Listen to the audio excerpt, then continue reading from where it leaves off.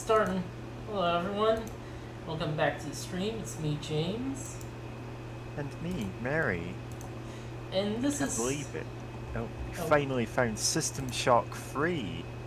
this Not game clickbait. wishes it was System Shock 3. But this is Hard Reset. A game that came out and was almost immediately forgotten. And not for no reason.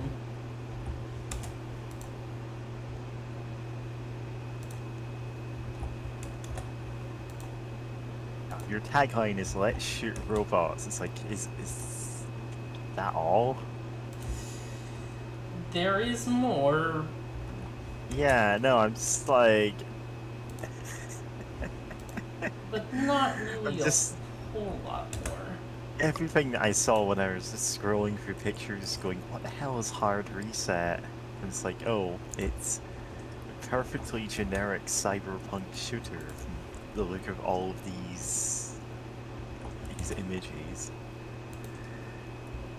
Let's hope it doesn't, like, so the thing about cyberpunk is it is a genre with a lot of very specific conventions to it. It's like, it's one of these, to take a comparison, like, it's like Electro Swing. People go, oh, all of it sounds the same. But sometimes, like, you want cyberpunk. Sometimes it does have something to say, sometimes it has something unique to say, and that's when it's at its best, when it's going, okay, I have something to add to the conversation, and it's not just, here is a cyberpunk setting with all the cyberpunk things you know, okay, bye.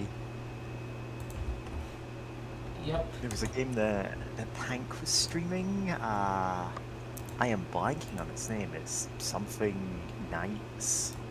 It's like Cyber Knights or something like that. I don't know if that's the actual name of it.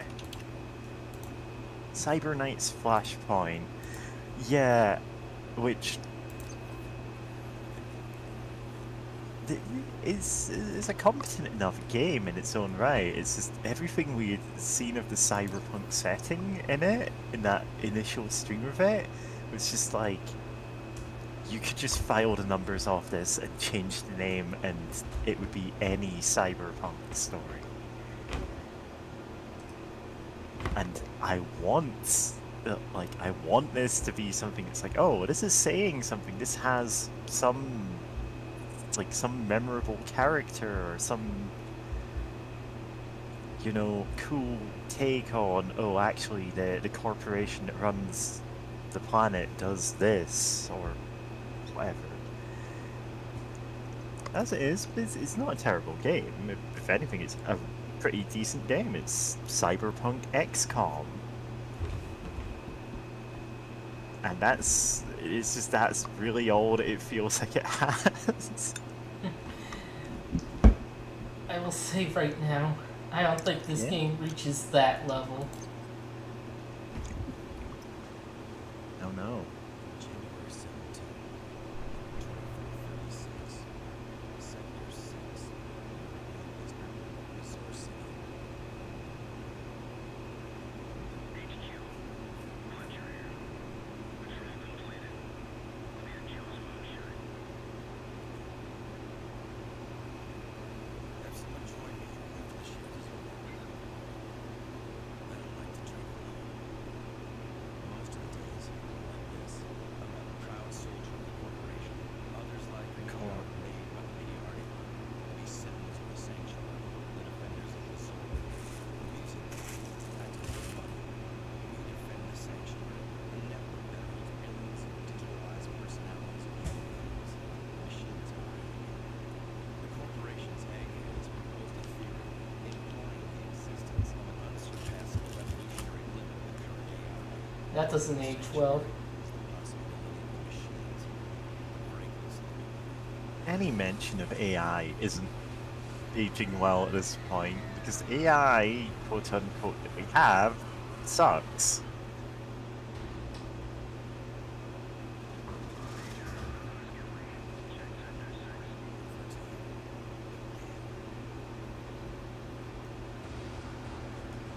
Just another day working for the car. HQ. Sector 6, multiple casualties. Sit back. For fuck's sake, are you blind? At least 7 dead. No visual contact with the enemy. Roger, CLN-16. Incident location, Sector 6, European District. All units, code red. Regroup on CLN-16. CLN-16. Conduct an area recon. Just don't go coastal Fletcher. This sector has been compromised. Get to the breach. Investigate and gather evidence on arrival. Yeah, we'll totally be doing that.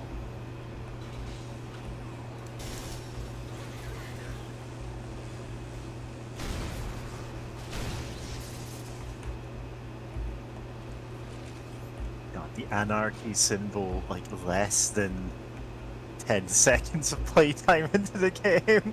Yep.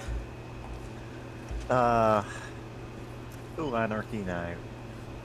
Yeah. I kid.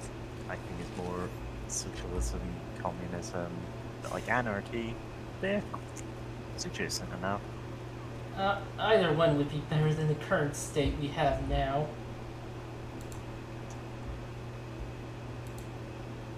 Yeah.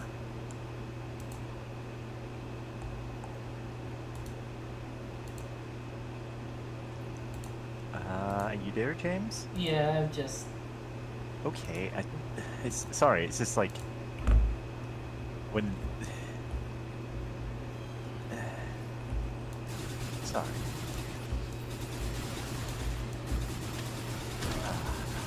Yeah. I need to do something about.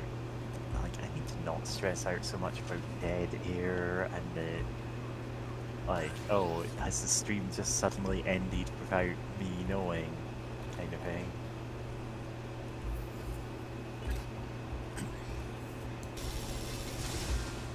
That's a guy who explodes.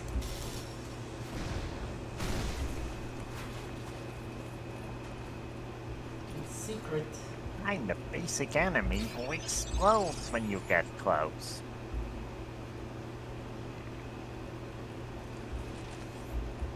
Just let me open up something real quick. Okay. Yeah, opening up a step-by-step guide for completing this entire game, so you don't have to think about it. To be fair, this game is easy to not think about. Oh, don't tell me you're looking up secrets.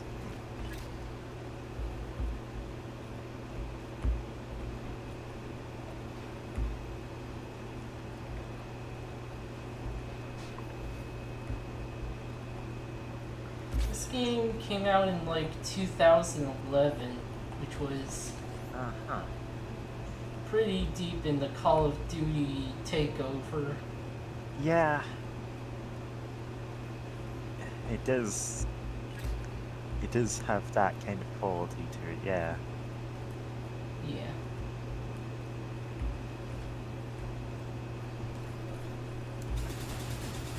Like, I ask so little of cyberpunk and of other, you know, very specific genres like this. Have one thing I can latch on to, like, God, I'm blanking on the name of that one game that Ree was playing ages ago, the cyberpunk game that was like a side-on, not a platformer, but had like you'd move around like that, and that at least had like characters that were like, oh yeah, it's this guy again.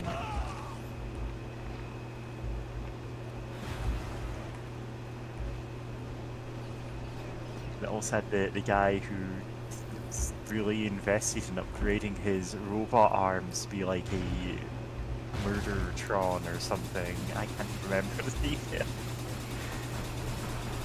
It's like, bare minimum I ask is, don't be instantly forgettable and interchangeable. You need to disable the energy barrier. Follow the cables to find the control panel's power supply. And it's the same way I feel about music, the same way I feel about electro swing. If a band puts out some songs, I'm like, okay, you're doing something a little bit different, that's enough. Can't all be Caravan Palace, and I wouldn't want them to be.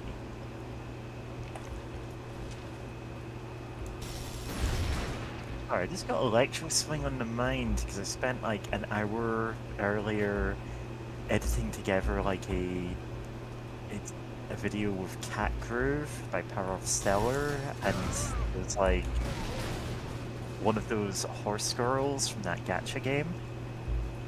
Oh yeah, that. Yeah.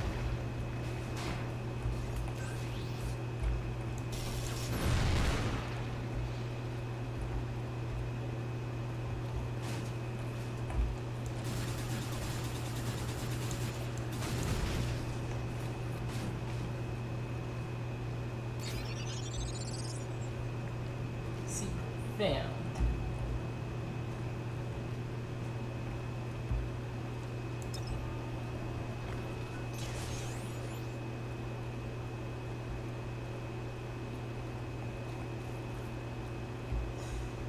So, talking about our UI for a bit, orange bar is experience, and the bar at the bottom is our ammo. Alright, so getting experience. See, if this game had a skill tree in it, or like if it has, you can do something fun with that experience, you know, that's enough. That's enough for me to go, yeah, this is at least something. I know it sounds like I'm being harsh on this, but I genuinely have seen a ton of things that I'm like, have I played this game before? No, I've never heard Guard Reset. It's is every cyberpunk where I've seen that, oh, like the Buzzsaw-headed dogs or whatever those were. Alright. Again, nothing new, but you know, it's fun to see them. Yeah. Oh, I guess it's full.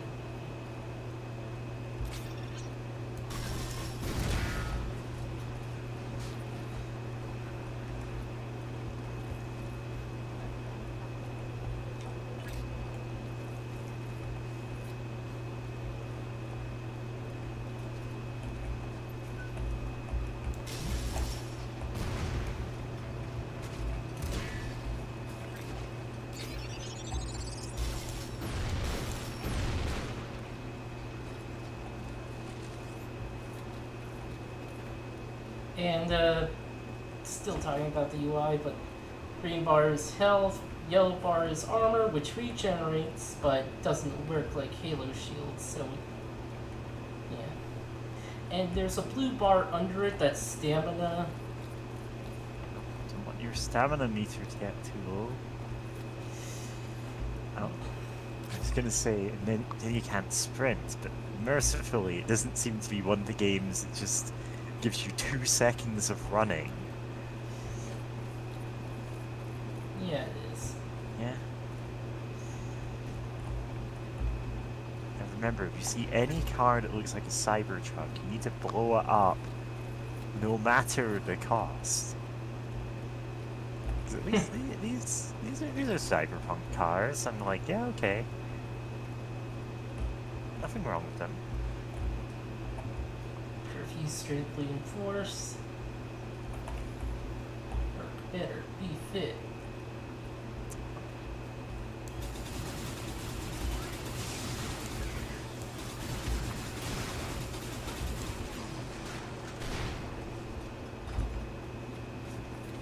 Okay.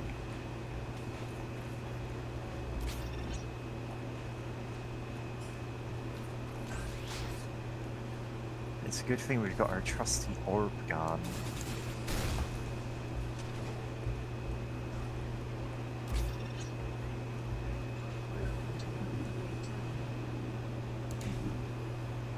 Alright. So we do have a upgrade tree, that's something. Good choice. Craft was successfully mounted. Yeah, okay.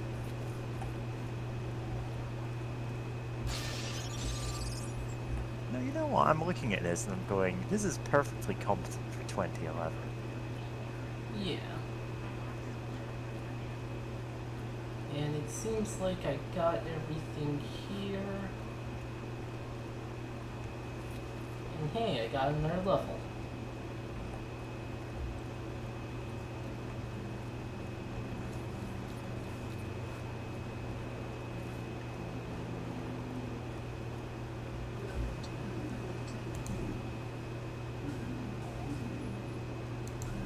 Shotgun. Good choice. Craft was successfully mounted. So your guns sort of morph into other guns.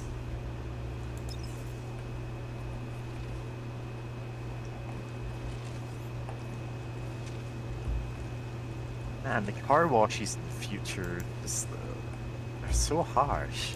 Look at that. I mean, it gets all the dirt off, but, you know, a bit intimidating.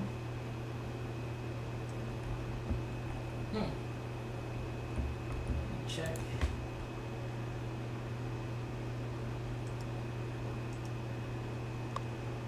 Yeah. Okay, yeah, I didn't miss anything. Sorry, you checking on chat? Is that what you're always pausing for?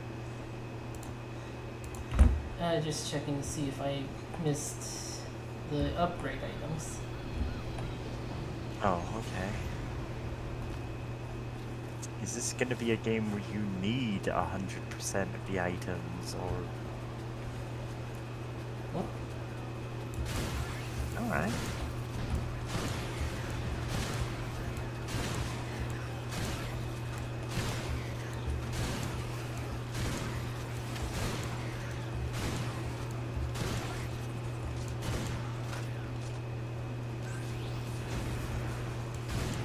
Like the half-destroyed robot still like flailing around helplessly. That's not bad.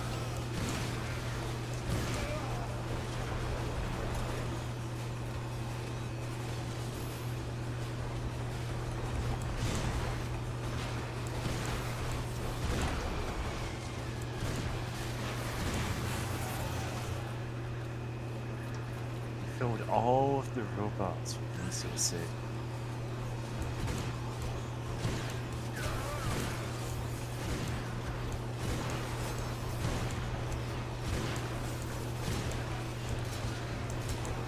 Oh boy.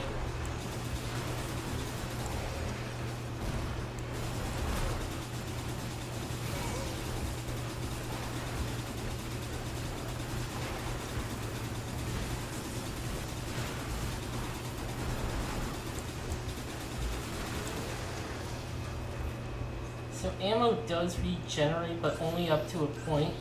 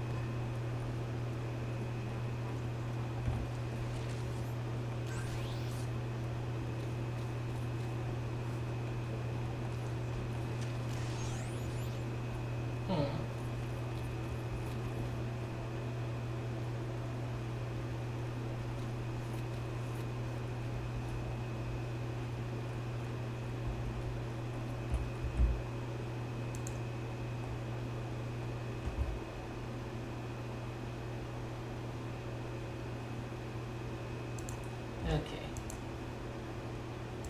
And also, I should check on my food to see if it's done. Just a sec. Alright. I guess I'll be entertaining everybody. Did you know we're already living in a cyberpunk dystopia? It's kind of a boring one now. Anyway, go to corporations and billionaires. Control your governments, please. You know, you've been training for this all your life in video games.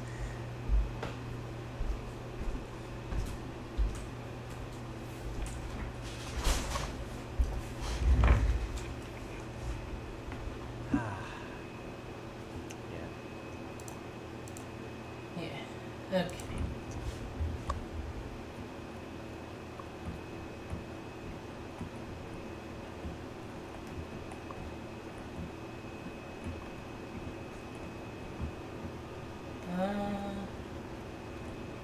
No, not over there. Oh. Over there.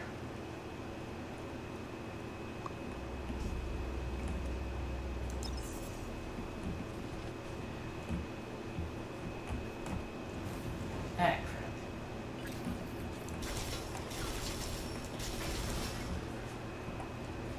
Oh, no, wait, no, I did that wrong.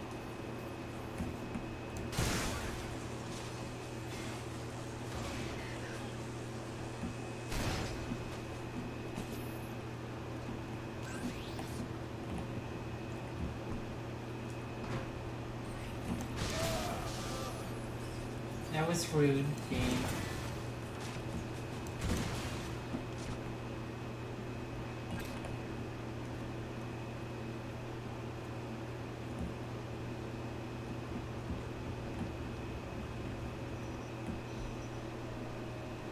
Arrived at the bridge.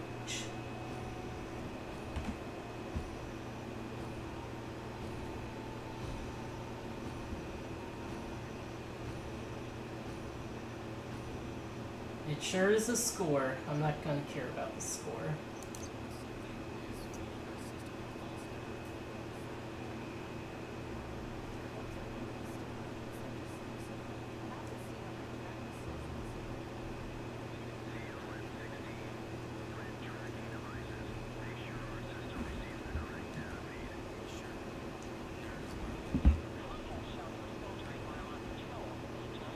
I do like these cutscenes. This is a nice style for like comic. At some point gets very sketchy, you know? Yeah. There were a few other games even of this time that do it, but it's always, you know, nice when they take the effort to do this.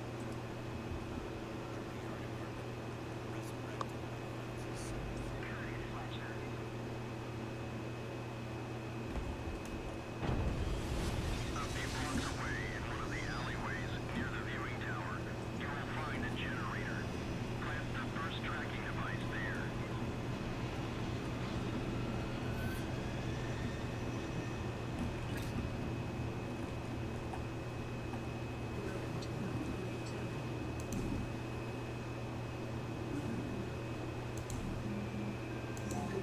Let's get the shot glass. Oh, yeah, I'm assuming this is costing you experience to do. Oh yeah, when that bar hits the... Yeah, so it's just experience is money, and I'm fine with that in a game. It makes sense in the context of this setting.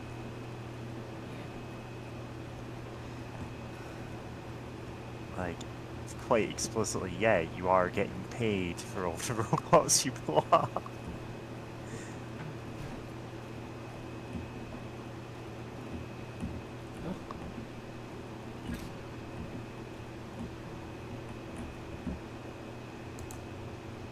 Hold on a sec. There it goes.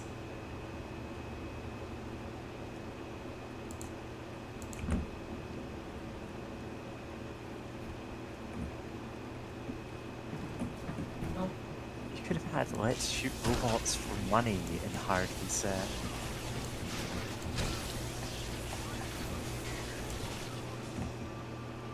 Like, this isn't for survival, this isn't a hobby, this is our job. This is our 9 to 5. Yeah. Okay. See ya.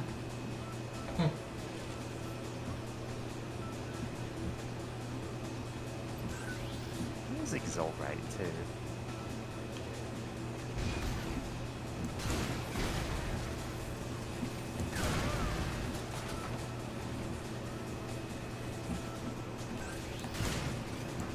Like, it's actually the music you expect in this, and that's not a bad thing.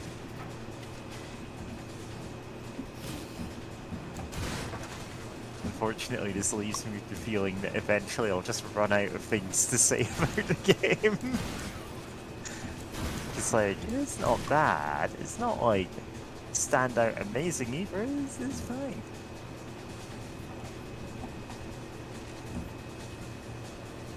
Oh, there's some over there. Give him the shocker.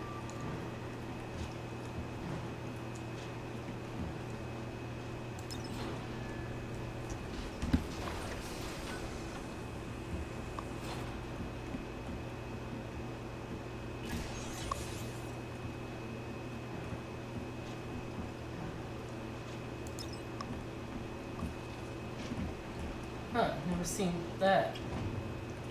Is that like, what is that? A pack of cigarettes? I don't have any zoom in things, so I can't really zoom in on it. Yeah?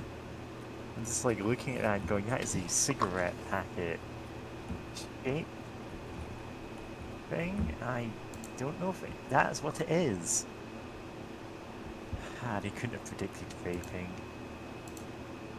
Yeah.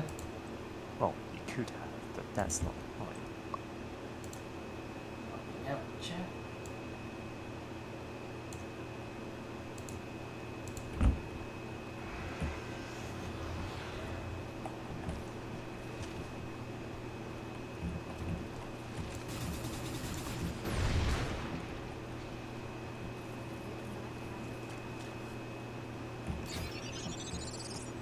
Alright.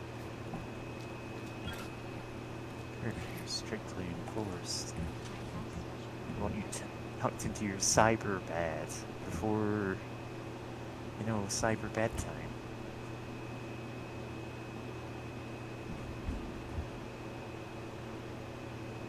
Just to feel free, just the word "to" scrolling forever. Oh, feel free to purchase, feel free. I see what you're doing there. That's cute.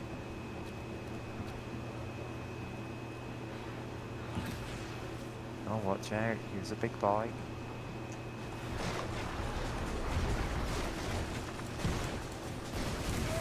The stressful terrain wasn't ubiquitous by the 2011, so...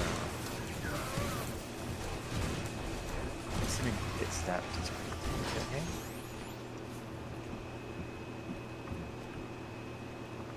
You know, you're saying 2011, I'm gonna double check that, because I don't want to be told this is from last year. No, I don't have. 2011.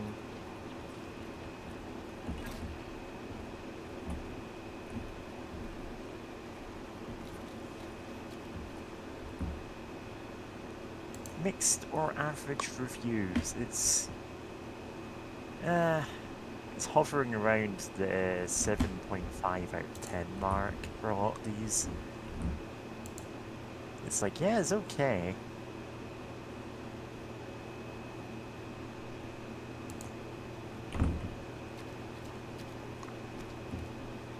Viewers cited the visual quality and intensity of the gameplay as strong points, in comparisons to other old-school shooters such as Serious Sam and Painkiller. You know, not the worst place to be. Common points of contention, short length of the game, limited level design, and perceived difficult. Bracket citation. Wikipedia is telling someone to get good. Oh, there it is. Okay. Oh man, I have so many tabs open that are like isolated like vocals from different songs. Because I've hit on a way to actually use them without feeling like I'm just ripping off the songs.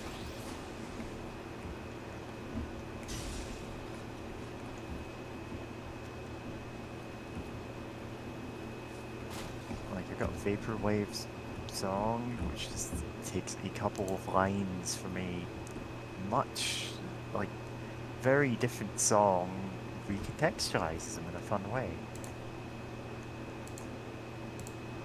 Okay. But yeah, that sounds good. Sounds neat. Yeah. I mean, the thing that actually set me off on this path is the Temporary Secretary Rave remix. Because I really wanted one specific line from it. And I'm like, oh, there's isolated vocals, nice. So I just took that line and put it in the song. Which means, yes, it is a remix of that song, however loosely you define that.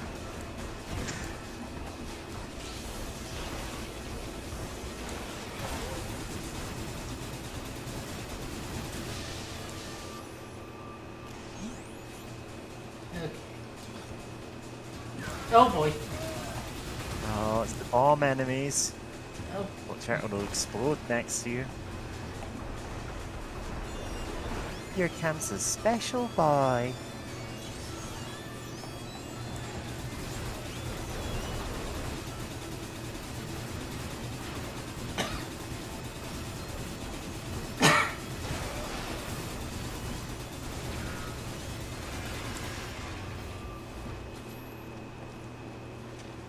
I don't really get the short length criticism. This is about as long as most normal FPS games. In fact, longer than FPS games. A lot of FPS games at the time. Well, we'll see, but like, Yeah. I could definitely get the comparisons to Serious Sam for better or for worse, you know? Like, I'm watching this and going, yeah, if you were playing a Serious Sam game, we'd be, you know, watching about the same kind of gameplay here.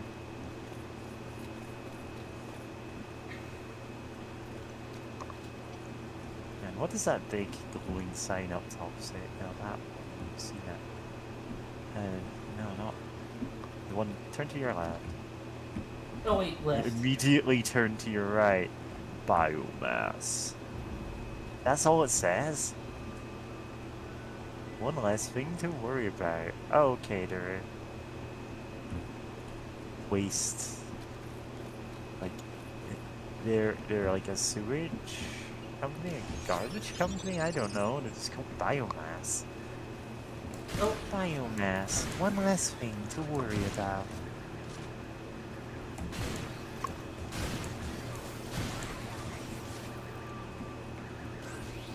A grim future where sewage services are privatized, like everything else is, really.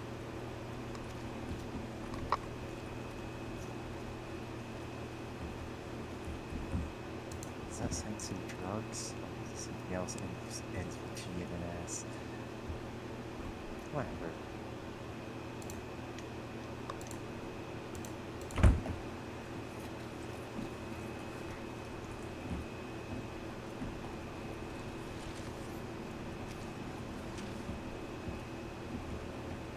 hogs.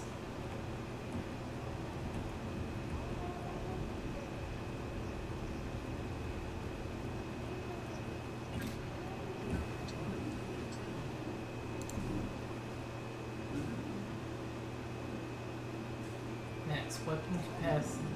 Harpoon? Yeah. Okay, that's just more weapon capacity.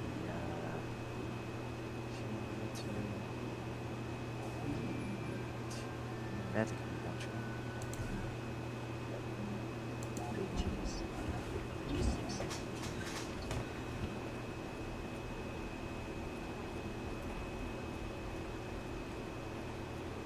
franchise, you're subscribed to the Nemesis level of HelloFresh.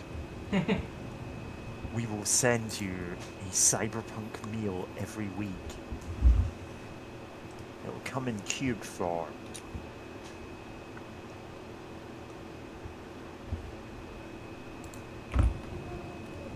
I got 40, so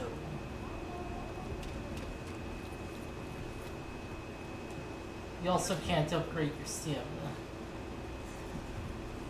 Nope.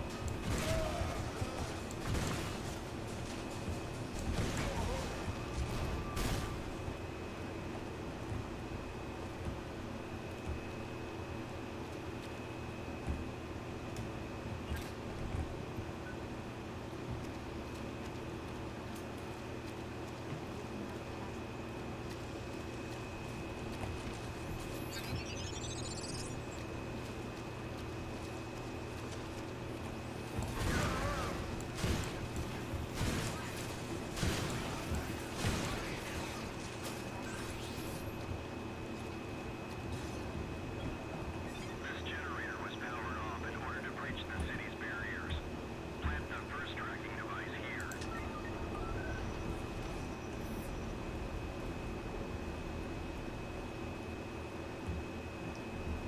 The processing power of the factory mainframe has been used to breach the city's defenses. Get to the main terminal and plant another tracking device.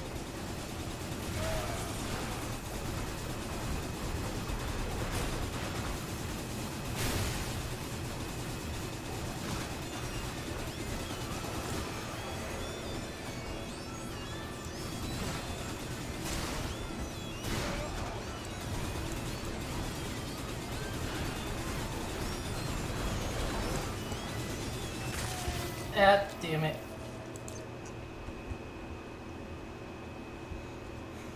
Wasn't looking behind me. The processing power of the factory mainframe has been used to breach the city's defenses. Get to the main terminal and plant another tracking device.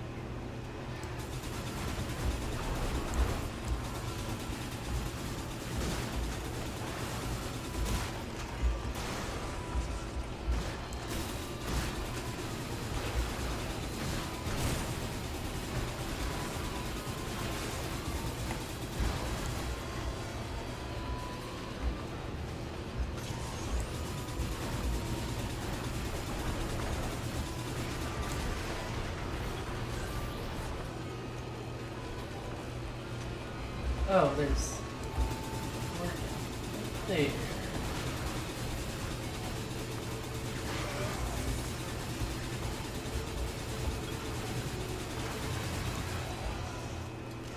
Got him. Okay, let me go grab my food. Alright, are you going to the bathroom? It's not catching up with what you're saying. Actually, let me use the bathroom and grab my food. Alright. Welcome back, everybody, to my secret cyberpunk podcast. I'm hijacking the airwaves. So you hackers and freaks out there, freaks with PH, I'm not like calling you freaks, you know, it's hacking terms. Anyway, we should overthrow the government. That's all I have to say. Right now, all jokes aside, I'm actually, if not for having to fill dead air, I'd be hacking up I, the audio from a documentary about like vampires in folklore, like where those legends come from. Because it's a pretty interesting documentary, and also I'm like, I could 100% steal bits of this and put them in like Rob Zombie style openings for songs. Like, who is this creature with a lust for the flesh of the living? Or what is that? Living Dead Girl. Insatiable lust for the flesh of I should listen to more Rob Zombie. Whenever he does those intros that are like old school horror movie trailer stuff, I'm like, yeah. This man knows what he wants. Still never watched House of a Thousand Corpses, though.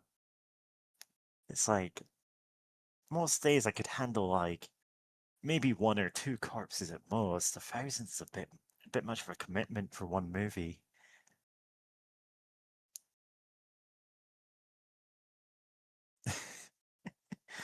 I'm honestly sure nobody watches any of these anymore, and I'm just talking to myself.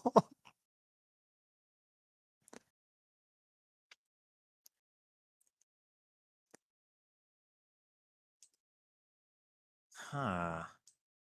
Of all things, YouTube is now recommending like DJ strategies, like, oh, the 5 DJ drills you need to practice every day, and I'm like, I will level with you, YouTube.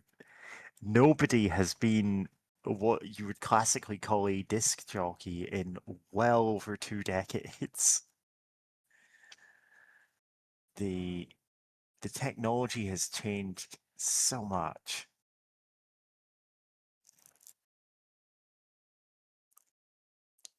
Like, arguably, I'm a DJ. I would not call myself that, except that. Like, Okay, back. Oh, hello, James. Sorry, I was just going off on a. I was just subverting the minds of all of your viewers. Damn. I'm just like, yeah, I know James isn't listening to these. I can say whatever I want. Kill the president. Yeah. Oh, sorry, we'll get demonetized. Unalive the president. We aren't monetized anyway. We're not monetized? Cool, let's kill him. No, I was talking about like my YouTube recommended videos, which are I cooked for a lion. And of course mixed with BandLab, a couple of other music production ones, and a thing about like how to practice your DJ skills. And it's like, listen, I am not scratching records. Nobody is at this point.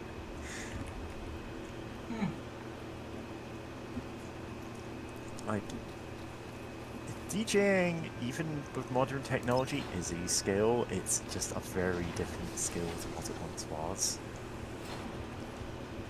Like a lot of the manual stuff you do with like actually scratching specific bits of a record, you don't need to do in real time, and you certainly don't need to do like perfectly every time. Though I'm kind of a software-based music producer, so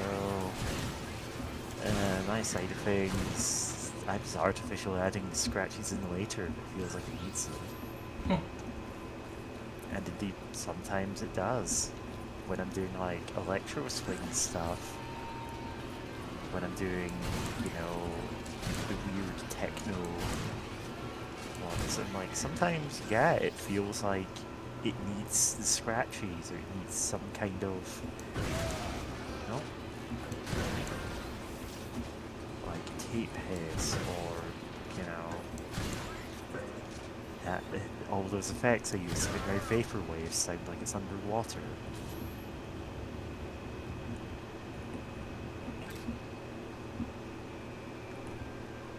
Which is actually less difficult to do than you'd think. Just a touch of reverb. I use Valhalla Supermassive for it. It's pretty good. Yeah. Yeah, you have no idea what I'm talking about. I do like hearing about it though. Yeah. I mean, it's just like, yeah, it's got my set of specific plugins that fit my workflow, you know.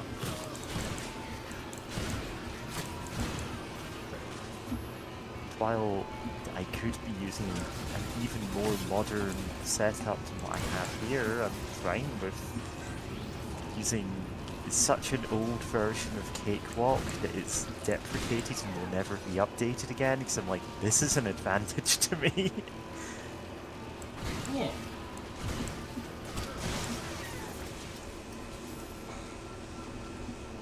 It's like, yeah, I'm missing out on tools built into, you know, a lot of other music software, but I also don't care. It's not useful to me. Like, the only thing I'm missing is a vocoder, and, you know, I found ways around that.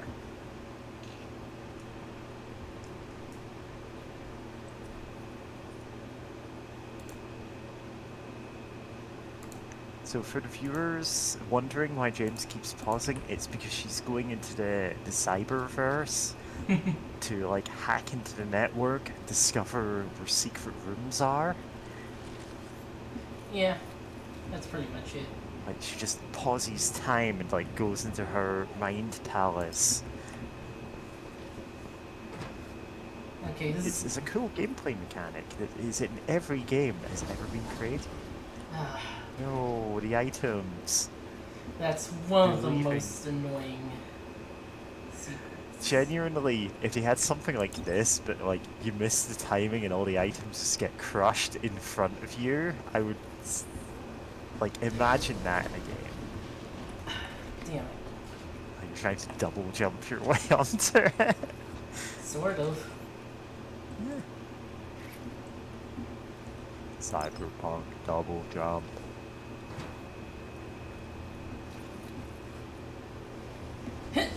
Got it!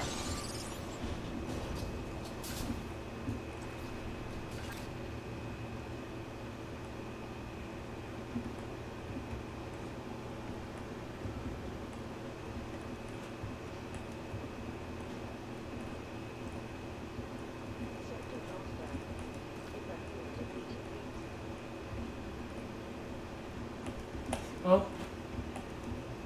Don't want to fall off.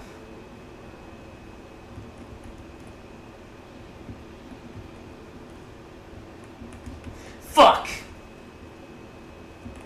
There's still one more. Thankfully, none are nearly as hard as this one.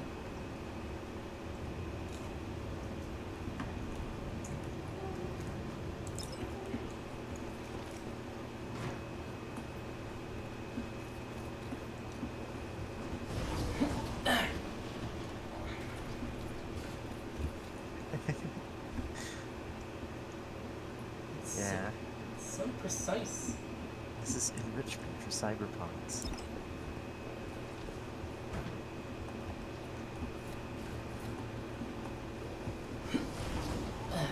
Here at the double jumping factory, they make me do this like every day to earn my meal for the day. Like, I'm not allowed to eat until I've done the double jump puzzle 100 times.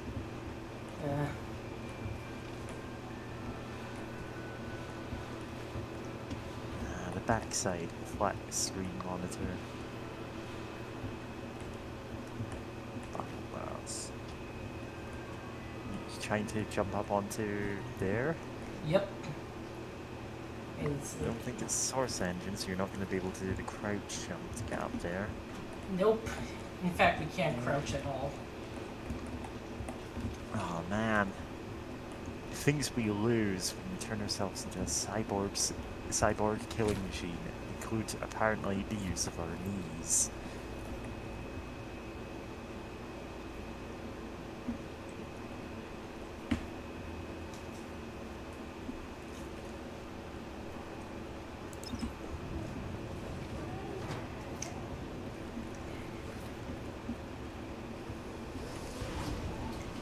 Okay.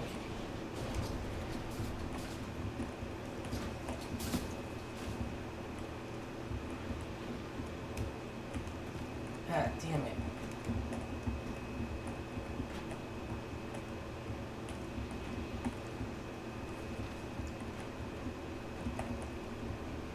Okay.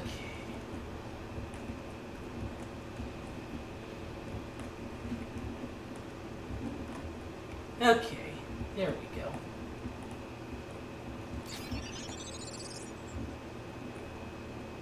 And we have 69.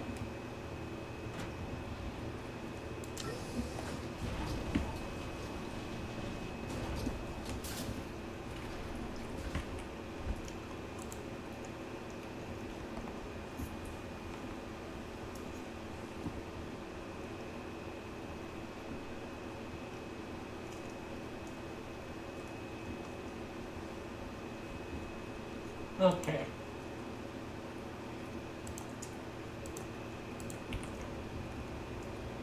Just making sure so I don't have to try that pain in the ass again.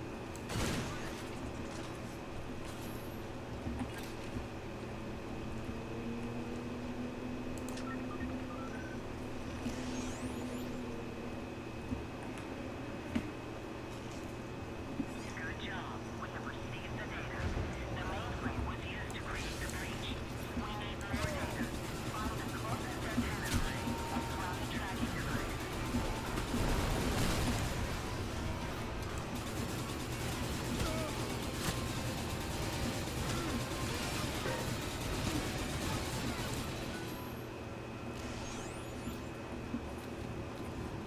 Going back to the upgrade station so that I can get a long range weapon. Yeah.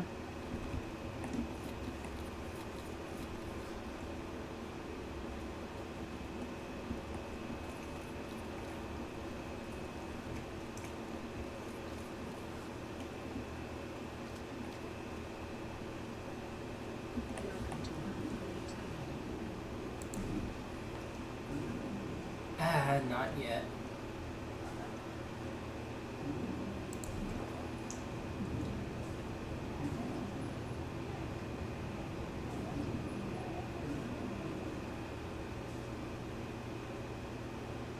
I guess that's fine enough. There it goes. Don't know why it wasn't working there for me for a second.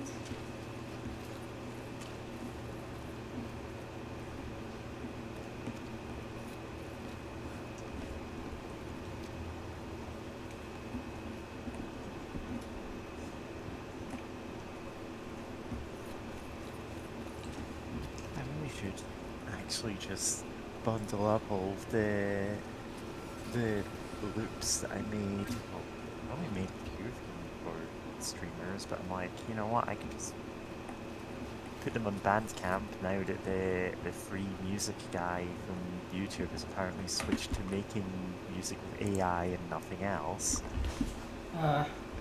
That sucks. It's like, yeah.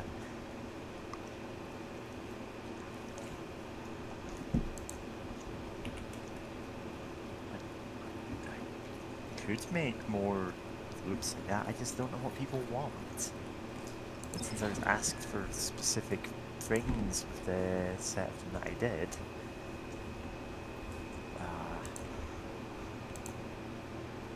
specifically, this was someone who wanted something that sounded like it's from Echo the Dolphin.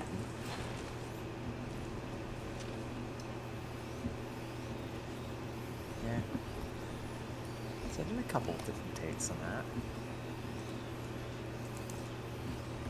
If you ever want intro music for your channel, James, just ask, but I don't think that's your style. I'll need to think about intro music. Like, if I started solo streaming on Twitch again, I'd at least play one of my albums in the build up to it, you know?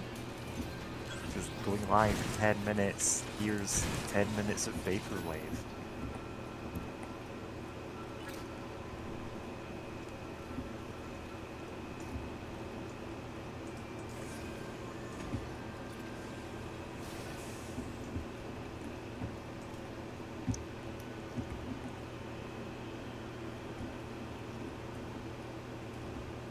I have a lot more than 10 minutes of Vaporwave, if you're wondering.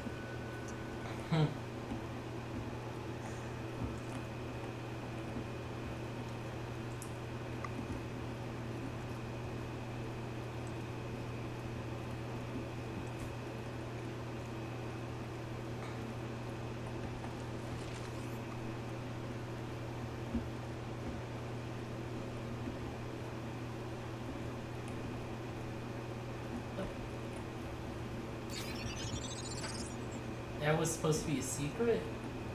I guess it's only the second level, so not gonna be too secretive about it.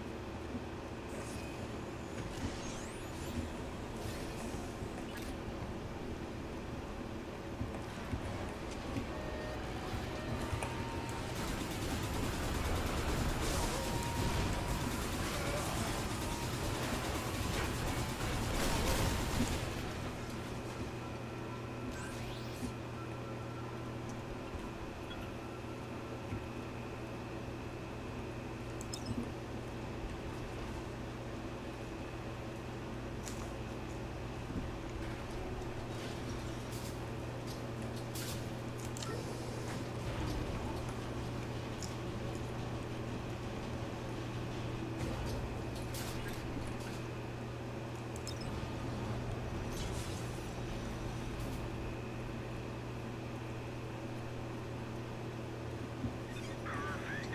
The elevators are back online. Go back to the tower and get to the top floor.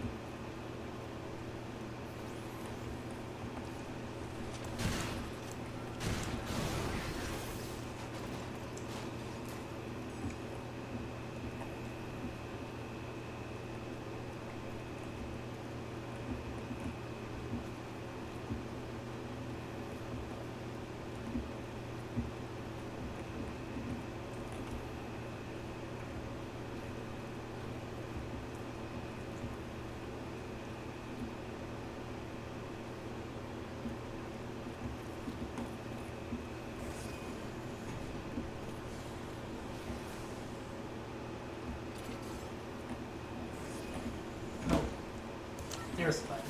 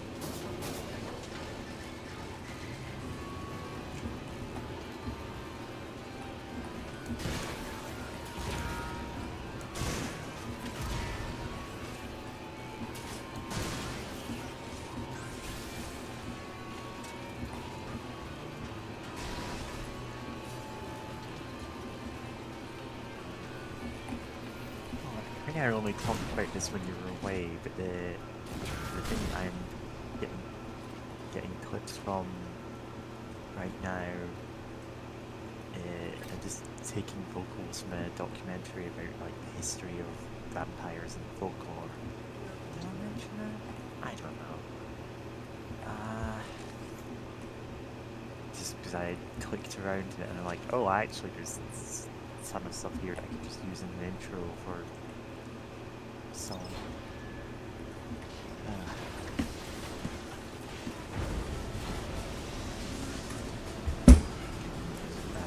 just gonna zoom the hell out actually watching this game.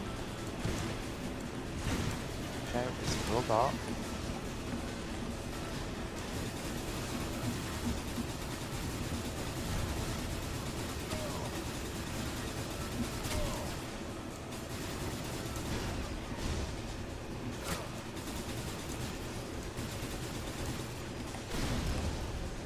Oh, gotta grab that.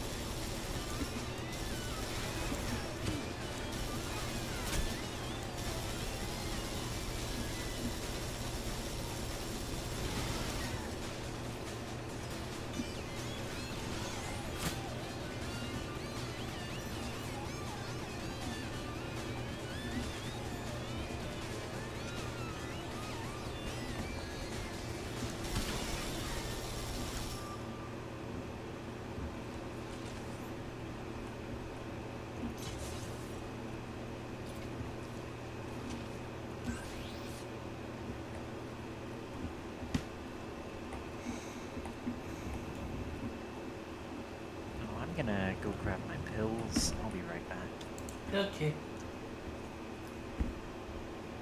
Immediately pauses the game, goes for a 20-minute smoke break. I know you don't smoke, I assume you don't smoke, but like, yeah.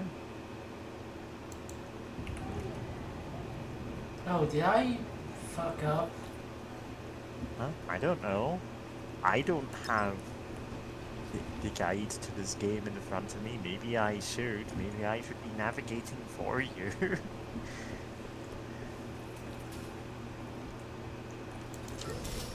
Ah.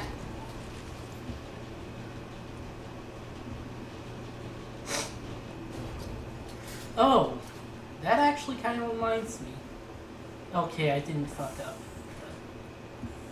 Plant the last tracking device here. Yeah, there's that one character in Mega Man 8. In Mega Man 8, you got like 3 guide people you can choose from.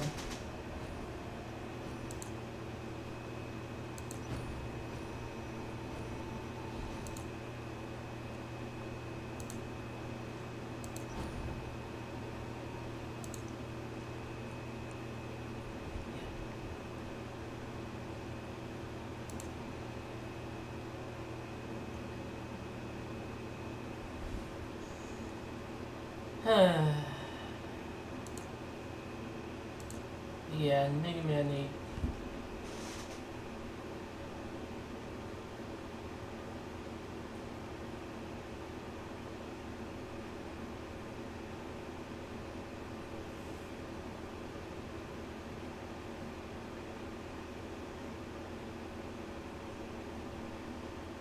I'll give her minutes and. Alright, Oh, okay. I'm back. Yeah, Are you? I am.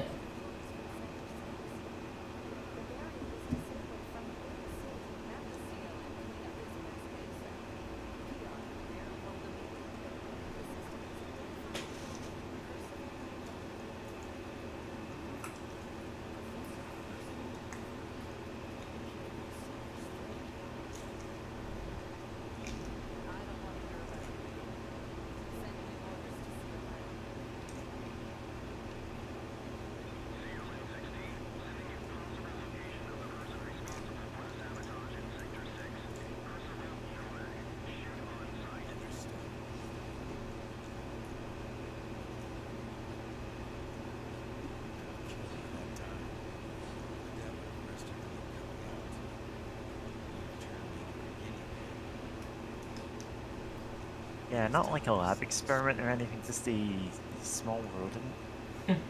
Well, large rodent. That's what it cares. Yeah, because you're a bunny.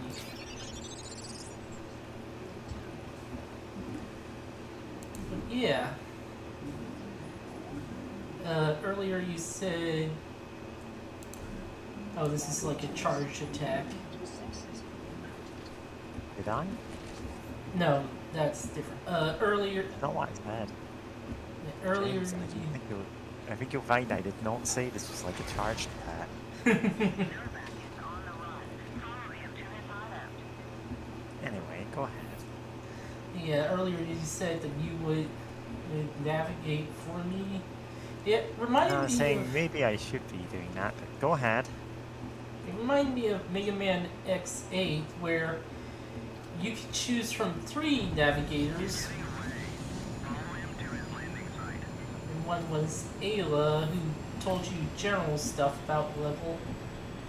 One was, I forget her name, but darker skin and had a thing for Zero, who told you about enemies. And the third one, who kind of had, I think, long ears, or long things on the side of her head.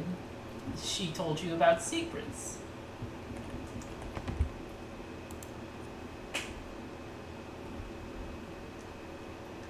Okay. Yeah, I thought that was kind of funny. Yeah, God, which game was this again? Mega Man X8. X8. Yeah, I have not played that one. It's Iris, Double, MIDI, Alia, Layer, Palette, Nana, and mass-produced replies. I don't know who Iris is. Double.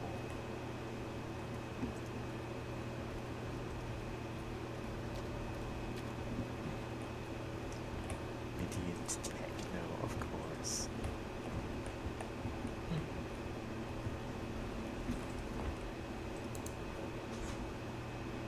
Oh, okay.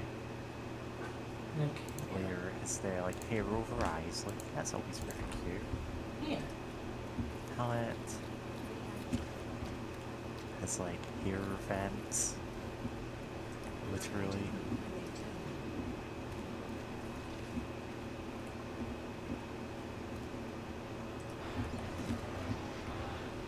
Let's produce rep lines. Okay. This is a cute design for the mass produced one.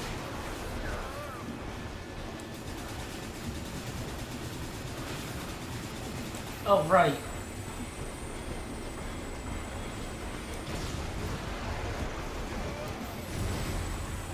That's the Metroid Prime charging sound. I mean, the secret to video game sound design is, yeah, a lot of them are using the same sound libraries, Yep. which is how I'm able to do stuff like add the Persona 5 rap to any song. Ah, swingy nice.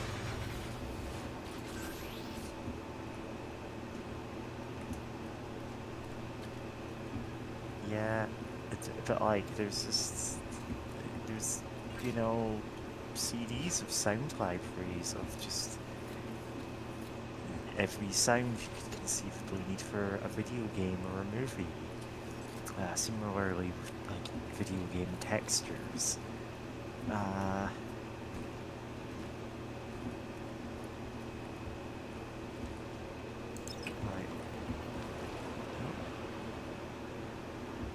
Okay, forklift. James, you're not forklift certified. You should have bought that upgrade. Oh man, there was like a post on Tumblr.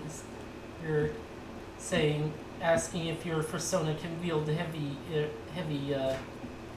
stuff, instruments and stuff like that. No, I don't need any. I don't have any. I mean. Here's my reminder to take my pills, which I've already done. Hooray!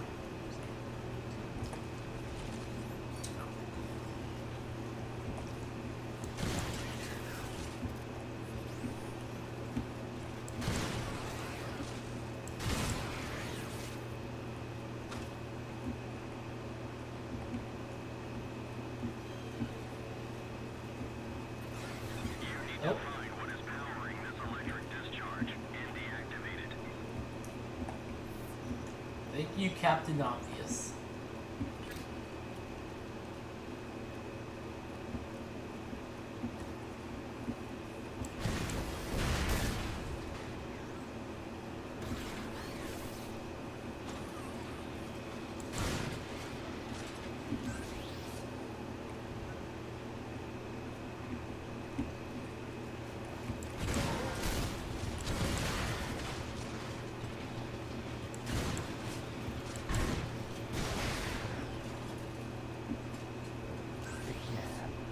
There's just been like stock sound effects, you know, used in every piece of sci-fi media for the last 50 years or so. The trick is to change them in literally any way. Like, you know, Tommy Tallarico talking about, oh, we had to make all these edits to the oof noise. It's like, no, you didn't. You didn't pitch it up or down. You didn't add any reverb or anything. This is just a sound effect. Like in their Roblox oof. It costs one of the funniest YouTube videos of all time to come into existence.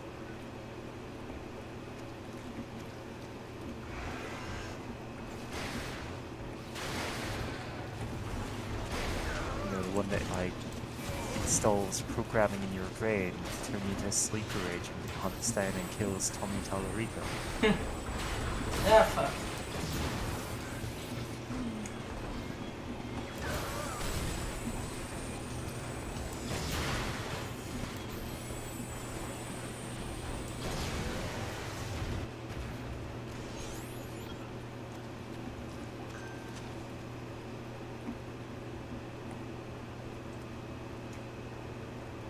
Novak is still on the run.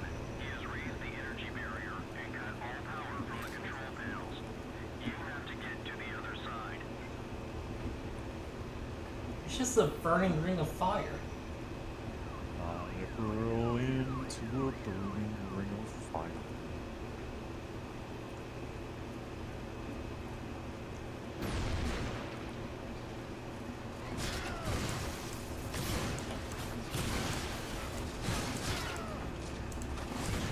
Oh, activated this last chance thing.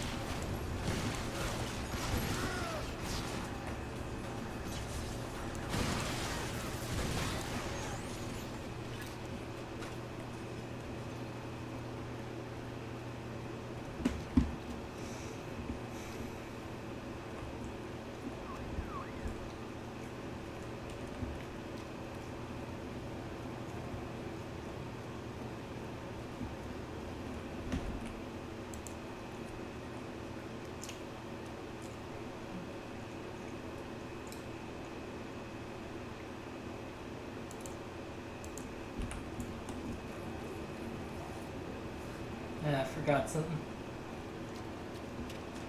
No, I left my oven on. In the cyberpunk future, this means I've wasted 1 billion credits worth of energy. I've gone into debt to pay for this. And that's how I ended up working for the Cyber Yakuza.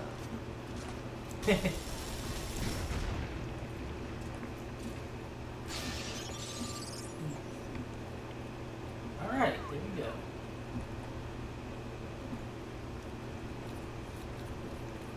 Yeah, that's how most of us ended up working in organized crime. All it takes is leaving one tap on, or, you know, turning the radiator up one notch too many on the dial, and suddenly you're in debt. Wages have been stagnant for the last 300 years, but inflation hasn't. Yeah, let me just give me a sec.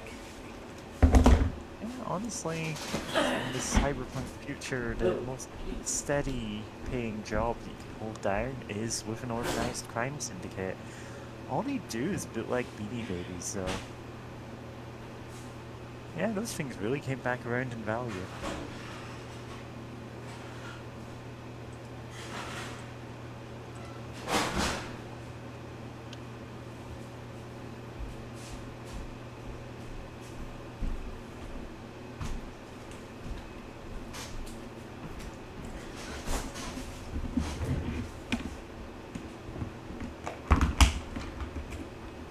Just gotta take mine now. Yeah? Ah, right, that reminds me, I need to buy sleeping pills. I have exactly one left, and it's like, I need these.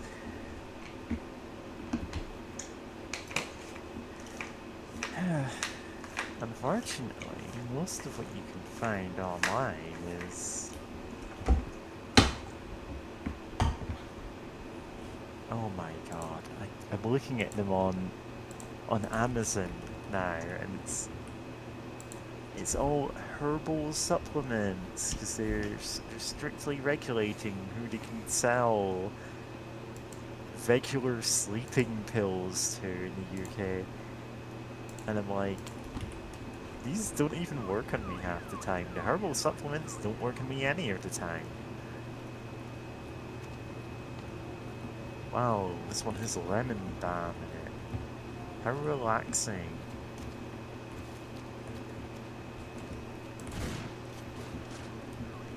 I was most offended by the brands that called themselves, "This really works." God. And it's like, come on, you can't call your company that and then have like a herbal placebo that smells a bit like lavender that you spray on your pillow and it makes you sleep. It doesn't work. It will not help if you have, say, insomnia. A real condition that I have. Yeah. Hi. Hey, kitty. Hey, Kitty. Oh, well. Need to turn your volume up a bit. There we go. Oh, sorry. Let me speak louder and mess with Mike a bit, I guess. How's Hard Reset going? It's going It's alright. going. It's... For 2011, it's a pretty nice looking game. Decent soundtrack. Okay combat. There's not a Nice. lot going on, like... Oh. It's a cyberpunk FPS. I feel like... Bless you. I feel like that describes basically... It's a little by the numbers. It's competently executed, but, you know... Oh, okay. Yeah, that's fair. Like, there's nothing aside from that one double jump thing that there's nothing where we're going, oh, that is such a stupid idea to put in the game, why did you do that? It's like it's okay. Yeah. It's easy to see why this ended up with, like, 7.5 out of 10 girls. Girls. Right, 7.5 out of 10 scores, and just kind of got forgotten by history.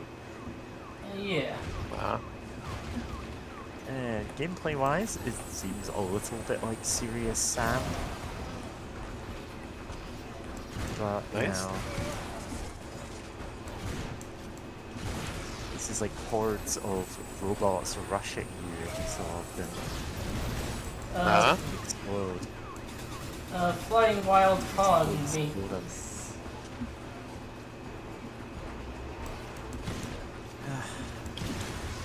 Why is it so goddamn hard for me to buy sequels?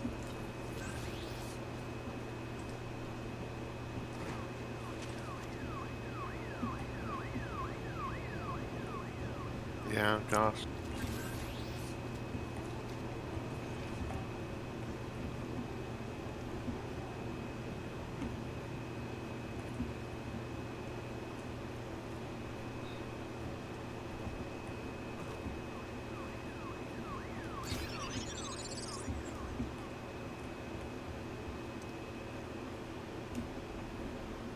Ah, crap.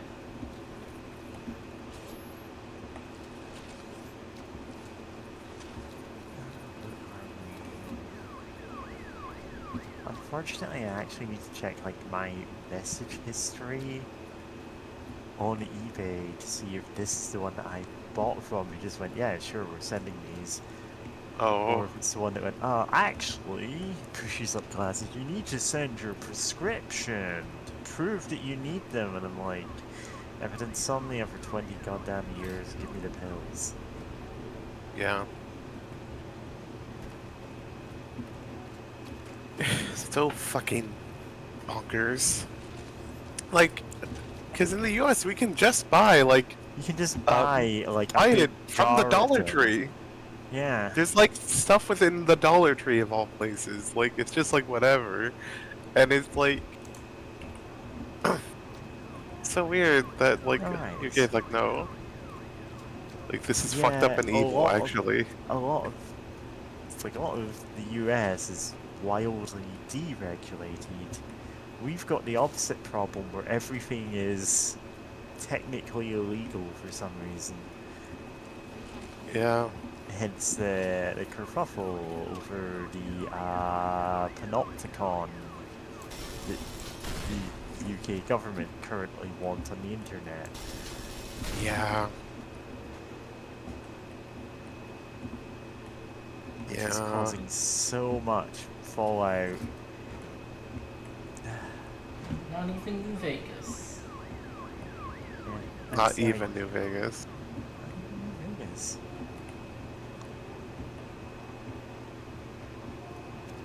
God. Shout out to people getting past, I think, like, Discord's UK, like, age verification thing with just, like, recording, playing Death Stranding or whatever. I'm not doing that. One, because I don't own Death Stranding. And Stranding. two, because I'm not even dignifying them with a fake answer to that. I'm just going on my phone and going, okay, I can sit close here, I don't care. Yeah. Oh, yeah, you use the older version of Discord, right? Yeah. I use Yeah. the older, unsupported version of Discord because it's like 10 times faster than the modern one because they've added so much cruft to it solely for Apple products. Yeah. God. I remember that version of the app just kept breaking for me, and I have no idea why. Yeah. But, like, yeah, no, that's funny. Like, it's working fine for me on my old phone, and I'm like, great. Yeah. I'll just never That'll do. update it. Yeah.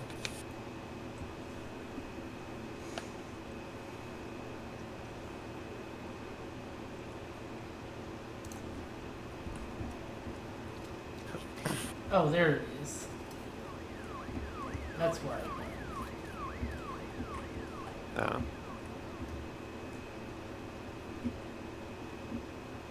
Oh. 58. Oh, it was Cyberpunk Dystopias and this game. But, like, We're in a cyberpunk dystopia.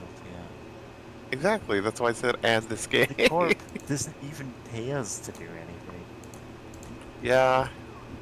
Like, We don't even sorry, go ahead. like, we don't even have, like, funny names for, like, hackers or whatever. And, like, weird street mutants or whatever.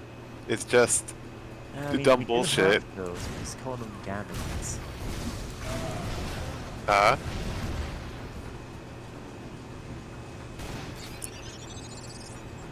In the UK, this actually does mean something.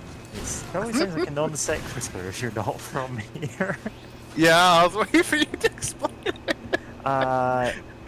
It's a particular type of Englishman who is very red-faced, bald, older guy who has some opinions about immigration and is just asking questions. And invariably they are the most racist people you ever meet. Oh no. Yeah.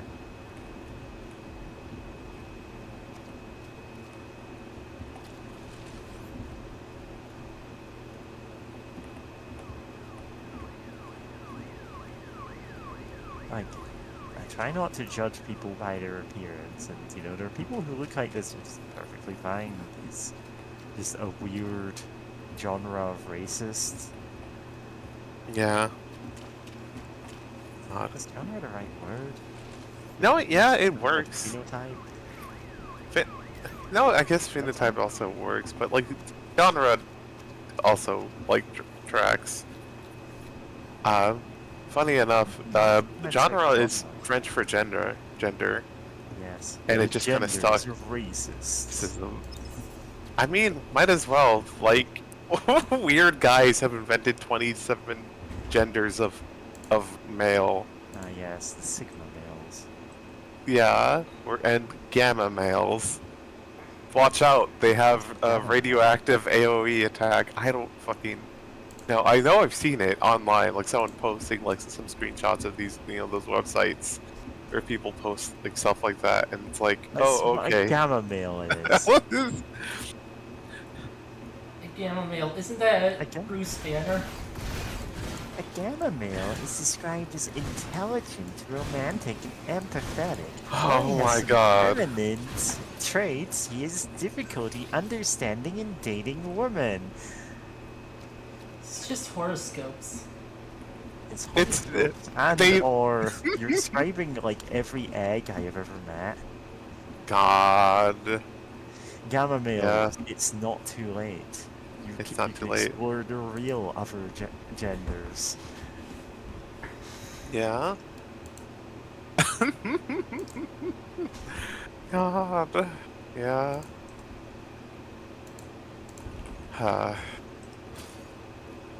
Like, yeah. Ah, God. this is another stupid chart. Yeah.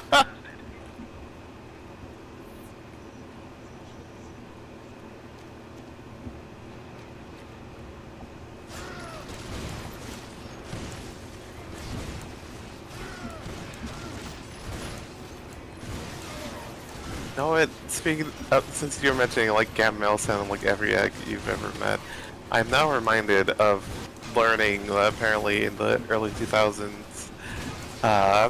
late 90s, early 2000s, there were like some people calling themselves like male lesbians, which to cut it short, like everything I heard about them, like, oh, they're just trans women who don't realize Yeah, that you can be no, trans and a I've been lesbian. there. Yeah. Like I wouldn't it's like- ever have called myself that, but like no. Yeah. So I just posted this. God, the Sigma one really is. Oh, they're super smart and extremely attractive. And it's like, wow, we really did have to make like a better one than Alpha, Yeah. just because he felt left out. And then the Omegas are, well, you know. Oh yeah, they produce slick and go into heat. Yeah. As we all know. You know, the Omegas. I actually The Omegas. I actually don't know Yeah. anything about Omegaverse. I know very little about it, but yeah. Skillful and self-sufficient, the odd one in the wolf pack. Laid back, not chasing success or money, produces slick and goes into heat periodically. Okay. It's weird they have that in the chart, but you know, I get it. Yeah. God. These men, these 6 men, are in a polycule. Yeah, but also, like, for a second, I had to scroll up because I saw, like, on the right side was covered up by, the stream, because I was, like, looking at the Yeah. voice chat, right, and, made a little pop-up window. I'm like, oh, the right side's supposed to be, like, the woman version of Alpha or whatever, and scroll up and, like, Gamma, Omega, Sigma, and I'm like, oh, wow, the Gamma male literally is, like, This is every butcher lesbian polycule. yeah, like, every heck. Oh. 6 What? butchest women you know. God. Yeah, we should have figured that the Hulk was trans. But with She-Hulk and all. Yeah, yeah, I mean, yeah. She-Hulk is a Well, different it- person. You get that, right? Yeah. That's his cousin who got a blood transfusion. And, like the blood affected her differently than him because it wasn't like an actual like straight on blast from a nuclear explosion. However, the Hulk he's an ally. Like at minimum, he's at least like he has trans friends. Just because the Hulk has a supporting cast, just Yeah. There was a storyline where there's like a character who was like a character from back in the 60s that they had brought back more recently, and his ability is to like manipulate people's perceptions. And he shows up and goes, yes, I'm the Hulk. I'm actually the one with all these powers. And in fact, I've saved the world, like, all these times. And because it's not the Hulk, he's able to actually, like, he's not actually the Hulk. He's able to basically brainwash everyone into going, wow, that's the Hulk, our hero. And he doesn't look anything like the Hulk. And the one person who sees completely through this is, like, one of the supporting cast is a trans woman who goes, yeah, no, like, I spent years questioning my own identity, like, I know when something weird is going on. Like, this isn't reality. And so it's just this nice thing where it's like, oh, right, yeah. This... I don't know much about the Hulk comics, I don't read them, but, you know, I've seen these panels and I've heard what the concept for that story was, and it's like, oh, that's a fun idea. Yeah, I remember seeing some of the pages that you linked before, and like it sounds really a really cool idea of just like of the Hulk being a Hulk. It, you know, look, you're not gonna get past him, but like this weird brainwashing alien thing, just like Yeah. you know, Like, just don't subtly you influencing see, the entire I'm planet. the hero of this comic, and I always have been. Yeah.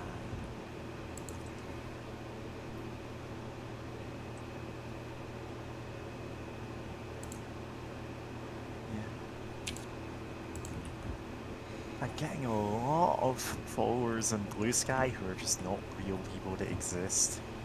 Yeah, It's like, oh, left-leaning pastor from Utah, and I'm like, no, you're not. yeah. 10,000 following, and I'm like, I couldn't imagine looking at your dashboard if you were following 10,000 people. Oh yeah. God. Yeah.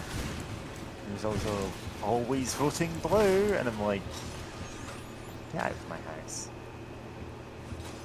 Yeah, God. Even if you were real, I'd tell you to leave. Yeah. Like, God, I know, I think someone put me on a list of like, oh, person who revlogs fundraisers or something, so I get like a whole bunch of people just following me, and I'm just like, oh, like, I can't even possibly look through all of this. That said, I know there's been definitely some bots of just like, because they always use like this one artist, this piece of art this one artist made who's like, either go on Tumblr. I had to do some sleuthing to find the origin of it, because I'm like, this art looks weird.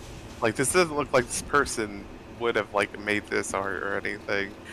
Alright, and it's like, oh, they stole it from like this Tumblr user who was like, you know, an artist who some years ago needed help fundraising to get like insulin, and they just kind of keep stealing her art and putting it on like things like, oh, and it's like an account that's only doing like, you know, like, oh, I need to raise money for you know, for like insulin, right? And it's always about halfway like full. They'll like in their username they'll put like the handle or whatever, they'll put how much money they need left, right? It's always about halfway, and I'm like, oh, huh, and they have this person stolen art that a bajillion people steal from. Like, oh, this sucks.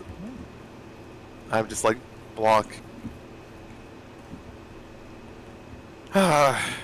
Which is a shame that there's like people like, you know, taking advantage of fundraising or whatever, but also, God, I wish you could like, if Blue Sky was gonna have all this list stuff, I wish they would at least tell you for like, they're like, oh, hey, you've been put on the list. Like, what? Like, what have been put on? It's like, oh, people who... But yeah. It's like, yeah, it's like, if you're gonna have that, might as well just put it in a Blue Sky. And also have the option be like, I don't want to be on the list. Thank you very much. Especially, it's like, oh, like, person who will, like, reblog fundraisers, and then, like... I have, like, about over 1,000 followers on Blue Sky. most of them are that. And I'm just like, man, I can't, like, there's so many that I cannot spend the time going through each and every one of them. It's just exhausting. Like, you can't care about all the people all the time. Yeah, like, you know, and it's like, man, I come to, for social media to have a good time. Like, of course, There- for there blog are- whatever, but it's like, There are man, people who follow me who I don't follow back because I'm like, okay, you post like a lot of things that if I saw a lot of them in rapid succession, it'd probably be really upsetting. It's like I respect your politics and everything, but I cannot scroll through 200 fundraiser posts in a row. I will go mad. yeah. Like, try to help when I can, passing message along. But yeah, man, like, if I did that, I too would go mad because it would just make me feel like, oh, I can't help anyone. I have no money. Like, all this suffering in the world. And it's like, man, like, I can't do that all the time. But anyway, trying to change the topic because, like, man, this sucks. I love social media can be fun, but also I hate social media for a lot of reasons. Yeah. And like the fact that I'm suddenly remembering like Go ahead. a North Lion thing of like someone's like, oh, I need a goth dummy or something. No, like, no, you don't. You need universal like healthcare and You need universal basic universal income. Healthcare. These are like two minimum requirements for a functioning society at this point. Oh yeah, and it's like It's not 100% socialist utopia or anything, but this should be an easy sell to everyone on every part of the political spectrum. yeah, you would think. But then you get, But- but what if people get things without earning them? And I'm like, Yeah, I don't want to toil away in a factory for 40, like, I was gonna say 40 hours a day. Ridiculous exaggeration. But it's like, no, 40 hours a week. No, that's a regular job. yeah, Uh, 80 like 80. 80 hours a week. I don't think anyone should, like, we have the technology to have the same quality of life that people had even 20, 30 years ago without, like, working any more than we do now. But, yeah, it's always, no, we need to make more money for the people on top and none for us. Yeah, Yeah. I don't think We need money to- should exist, period. I think it's... honestly, yeah. Like, Even in or a like- fully, like in a ideal utopian socialist, communist, whatever you would call it, I don't know, anarchist state of society, you would still have some measure of value, if only for exchanging goods between people in it.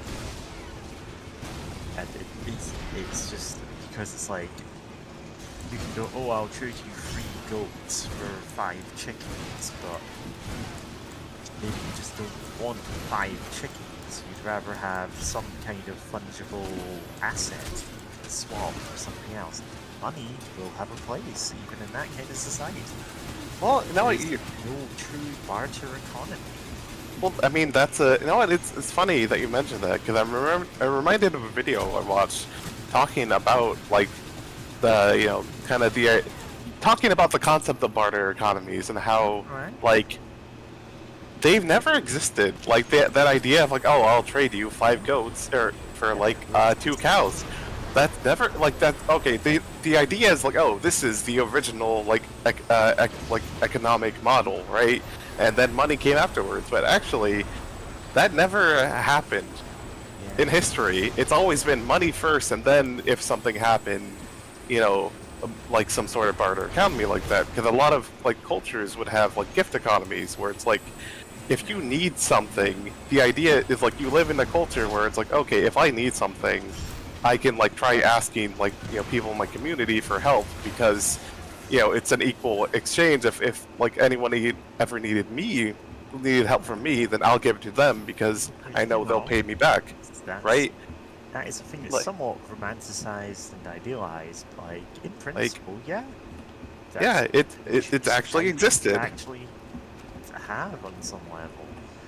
Like that is the thing that actually existed, but like the idea is like, oh we had the barter economy first, like that only usually would only happen in cases where like something happened to money, where it's like something drastic happened, or like people just don't really have the money to the liquid like money to assets to spend. Well, it's like, well, I don't have cash on me, but like if you need, like, I have some chicken to spare, if that will do. Like, I've heard in, like, some places, like, then again, this is from, like, a Discovery Channel show, so I don't, like, that, like, kind of, I think it's kind of sus, where it's, I don't, like, I'm not 100% sure, but, like, I was mentioning somewhere, like, in Alaska, where it's, like, some people just really don't have a lot of money, so they'll just, like, hey, I have, like, fish and other, like goods and like that I can give like instead of cash, because like, well, there's not a lot of cash to be found here, right? And like, and there's not really like a fishmonger nearby, for like a so I can just sell it to. So like, here's something, right, that we can work out, because it's like, yeah, like God. But yeah, no, it's yeah, I just wanted to bring that up for the fact of like, it's such a common belief that until I watched that video, I also thought that was just the thing of just like, oh, like the barter economy that Strictly speaking, yeah, it just has never really existed in that form. Yeah, and especially since like it gets brought up a lot because it kind of makes it seem like capitalism was like just like, oh, it's almost natural that of course people would try to give everything some sort of like really specific numerical value, and then well, obviously capitalism is the completely natural state of humanity afterwards, right? It's really only been around for like 200 years tops, Yeah, arguably less. yeah, especially the nonsense we have now, Yeah. like in its very specific like form. It's like saying the cyberpunk dystopia is an inevitability. Exactly. Yeah.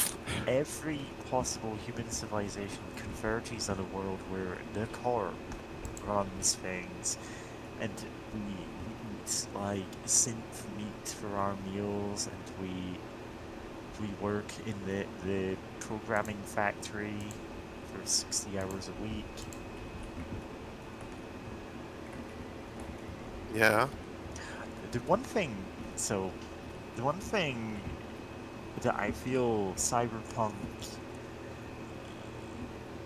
well, not all cyberpunk, but a lot of cyberpunk got wrong is, like, there's always that, how could you just be like a slave to the corporation? How could you work in this job?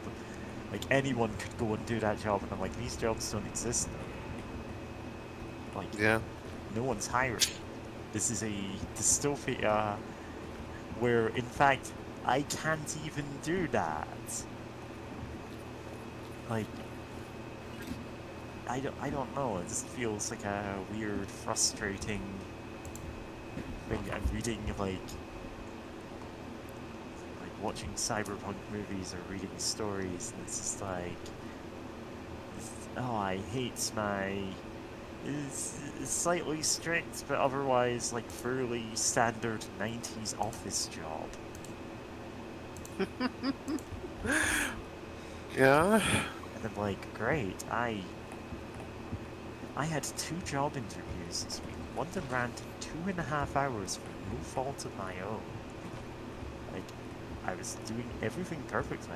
I got, indeed, a perfect score on the technical test while on camera in front of the guy, like, explained my answers perfectly. He went, yeah, actually, that's exactly correct. This is the answer I'd expect from someone with over a decade of experience. Like, And then a day after, I got an email saying you've gone with an internal candidate. Yeah.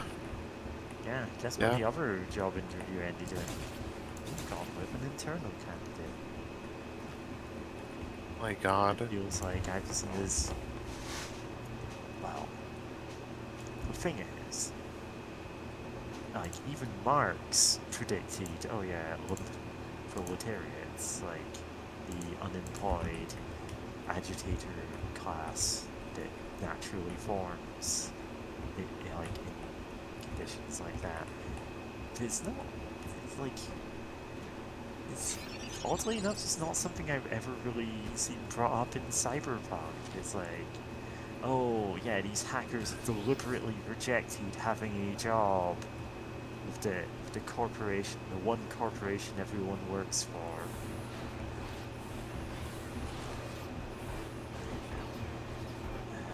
And it's always Yeah. the corporation. Like, you could just say, oh, Google. Amazon. Yeah. Everyone must become an Amazon Prime citizen, or else they get annihilated. Right? Like, Excuse me, I'm sorry, I didn't realize you were a prime citizen and thus exempt from the law.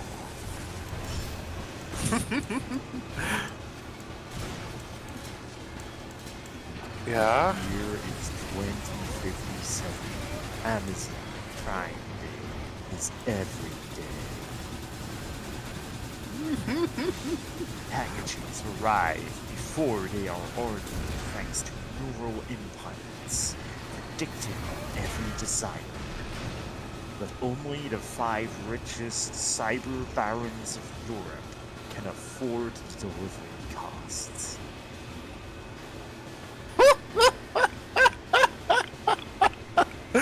Oh. I'm going with this.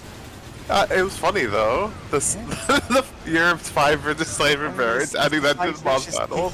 Europe, like, this is a Simpsons gag. I'm just stealing that.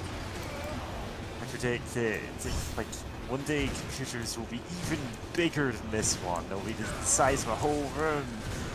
And only the 5 richest kings of Europe will be able to afford them.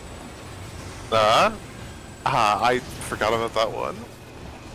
It's from the episode where there's the law to kick out illegal immigrants. It turns out Apu has actually been living there illegally for decades. And it's like, yeah, he's just an American. Like, it's about everything. And then they kind of The cyber bear. The 5 richest cyber barons in Europe had to add that to the kind of naming.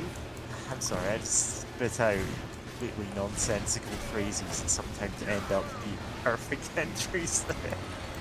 Yeah. Yeah. But like, one of the recruiters I spoke to on the phone like over the last couple of weeks, I couldn't tell you if this was even for those 2 jobs or for a dozen other jobs. Like, I offhandedly mentioned, I don't like using LinkedIn. It feels like absolute, like, people are posting absolute garbage there non-stop, and I genuinely cannot play the game of posting about promoting synergies and what this movie taught me about management or whatever.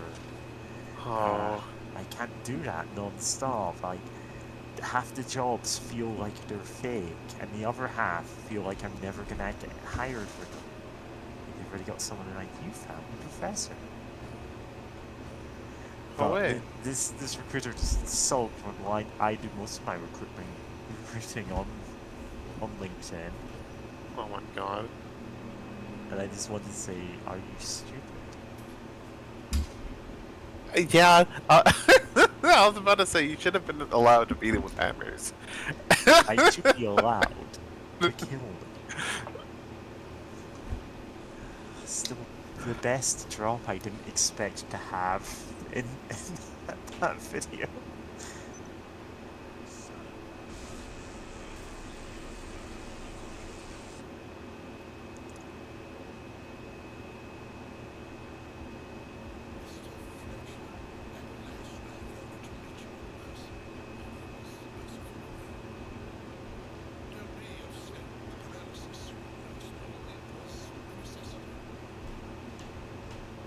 out, he's English. It's Fat Man from Metal Gear Solid 2. Why? Like that's what? Yeah. The whole sector is I do like his style. Like, of all things, Oh, yeah. the game looks great.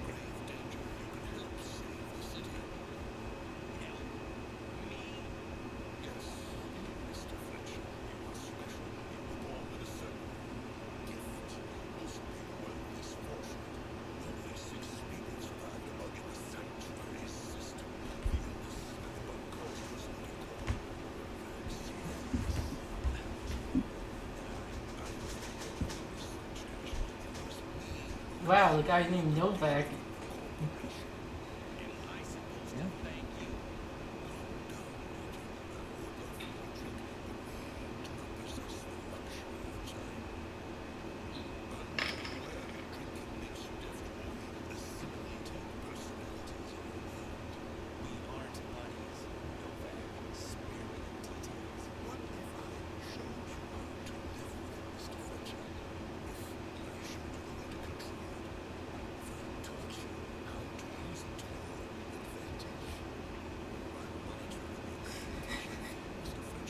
Is he gonna kiss us?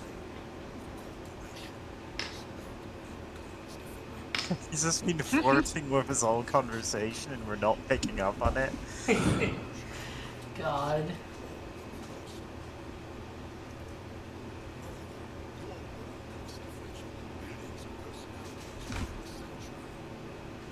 Oh yeah, there's the sanctuary, which is like brain uploading and stuff. Wait, where did he shoot? 'Cause Alright. It looked like he shot his chest. Shot himself. Yeah, I guess. Don't know if he shot himself in the face or... Yes, his V chest, I guess. Weird choice.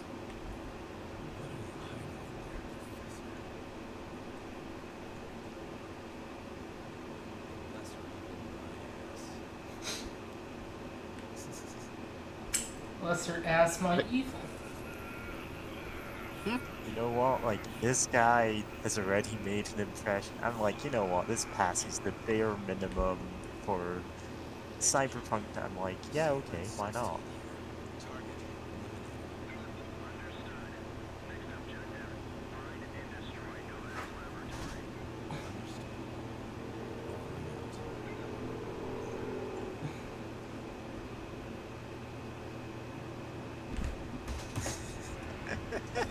What the hell was that all that? What? Sorry, no, it's that whole cutscene was just like A lot? a lot. Nothing? Yeah. You see, I was the one who caused this disease, and it's named after me. Well, bye. Kills himself in front of you, forever altering the trajectory of your life. Yeah.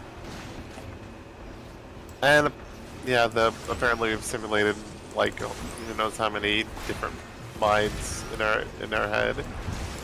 Yeah. I thought he was gonna give us a power up, to be honest. Sanctuary. I thought he was gonna go, only you can see the video game content. Governed through reality. It's like, genuinely, I thought it was going to be, oh, you have the video game power that lets you upgrade yourself in some other way. Yeah. You are what we call a gamer. I've never seen the movie Free Man, but I'm pretty sure that's like the plot of that one, of just like, oh, you were just the NPC, but now you're the free guy or whatever. Like you could do the protagonist things. How am I forgetting the name of the actor? It's Fuck. free that, yeah. I've still Yeah. never seen that, and I should. Yeah. I may give it a chance at some point. I just know that like, how am I forgetting the name the actor who starred in it? This is the one of the few actors I I have can it literally remember. open here. That's Ryan Reynolds. Yeah, Ryan Reynolds. Some reason blanking on his name, and I'm like, wait, this is one of the celebrities I know, but it's like, I'm kind of soured on him for the fact that I saw Red something, not Red Alert. Like Red Notice, something like that had him in it, and it was like so bad because it wasn't Ryan Reynolds playing Ryan Reynolds. It was Ryan Reynolds playing what the writers thought Ryan Reynolds He's a character was about. actor, but like that's isn't it? That's vibes. Like But it's hiring him to get Ryan Reynolds in your movie. That's Yeah, like, and it was bad because they just had him like be smarmy and make pop culture references to real life pop culture things in the movie, like every other line, and it's like, oh, Oh, this you is know- somehow so bad. I mean, putting Deadpool in your movie. yeah, but it's like it's only like pop culture references to like stuff like someone who like buys how to put the most normie pop culture references possible, like, and even then like it was like, oh, Okay. this is obnoxious. So that Huh. secret was supposed to be in there, and that was supposed to be a thing you could blow up to knock it over, and I guess it got blown up way earlier? That was weird. Physics. Mr. Fletcher, I blew it up ahead of time. Yes, I am talking inside your head despite appearing and dying in the same cutscene. Ah, Yeah, and I wish he had a Honestly- trench coat. yeah, like, That would been funny. Just because I was like, oh, hey, this guy who sort of reminds me of Batman from Metal Gear Solid 2, which I wish they named different, but like, no. that son of a gun sure was bald and loved his like flak It's called jacket. Fat Man in reference to. Oh, yeah, the to nuclear the- bomb. I forgot We've about already that. listed Yeah, Is via the Orc City fiasco. God. The guy going, I- oh, I can't believe he called this character Fat Man. He's just named after his most obvious physical trait, and it's like, no, he is a bomb expert who built a nuclear bomb when he was a child, and was like immediately like kidnapped by the military and told, okay, don't do that again unless we tell you to. Yeah. And you know, he's Fat Man. He is. He loves bombs. He's, you know, in a lot of ways, like, he's more metaphorical than you might think. Like, he's the member of Dead Cell who goes completely off the rails and just goes, yeah, I'm just gonna kill whoever I want. And it's like, Yeah. yeah, like a nuclear bomb, I guess. Indiscriminate destruction. Oh yeah. And there's a lot you could read into that, but also, like, he is fat. Don't get us wrong. Like, yeah, like it, right? Like, hell, I played that game years ago, and I forgot that he's named Fat Man because in the reference to the nuclear bomb. Yeah. Right, because it's like it's such a there's so much going on in that game. It's easy to forget that detail, right? Yeah. And so it's like, yeah, no, that's fair because Kojima did like make him fat and call him Yeah, Fat Vamp- Man. Parentheses. Vamp The is vamp named is so that funny. because he's bisexual. Which is so fucking funny, and that like you don't forget that detail because what do you mean? Because he's like Kojima. I know you're born in like the What's the 60s, but like that's an old ass turn of phrase for bisexual. Let's be real here. Who uses that? Like, excuse me, sir? It is a double entendre. Yeah, it is, but it's just still really funny that it's like you just have Solid Snake oh my god. just like with no hint of irony, just be like, yeah, no, he's called Vamp because he's bisexual, not because yeah. he looked like a vampire. And it's like, what? A memory got awakened in me. Yeah. There was basically Not the power to remember scenes from your past. there was basically a version of Orc City back in the 2000s, and someone made like Flash. and like there's Flash parodies of stuff and making fun of Vamp because he's a vampire, and it's like, oh boy, yeah. Yeah. Yeah. You That's know not what? Orc City. That is not on the level of Orc City. Let's I mean, give some that- the- credit the- to Flash animators from the 2010s. I mean, do we? A lot of them are stupid. Like, a lot of them. No, I try. No, I'm getting back into saying stupid a lot more. But, like, a lot of them kind of Orc suck. City, like even the first page, you've gone, oh right, this is the quality of writing this guy aspires to. But, like, you know what? Even then, I like, think of like literal teenagers more than I am a guy who self-published his novel about how orcs are the most reviled of all beings. I actually had to explain the Orc City meme in, of all things, a not work-safe chat over on the Tank server. And go, no, okay, the reason I'm talking about like Orc Pratt Summer there is because this is like a slur in New York City, because like what the hell is Orc City? God. Yeah, like, you know, then, like, God. God, sorry for being so, seeming so weird about Orc City, but it's more like, you know, the guy, like, obviously not the best writer or whatever. Yeah.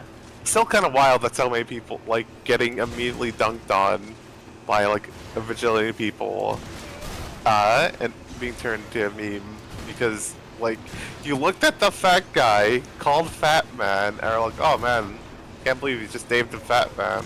And it's like, yeah, like, it's very easy to come to that conclusion, right? Even if you played the game, because I completely forgot that it's in reference to the nuke, right? And it's like, it's such a fascinating thing of just like, that, you know, someone like looked that up just to like dunk on him, which is like, then again, it's not like, I don't know, it's just a weird thing to me, for the fact that, you know, we do get some good things out of it. Like, I still think about Mary's post about, like, the orc, like, the version of Puppy Dog City, but with, like, the orc woman, it's like, oh, Orc City, it's a place where I'll belong.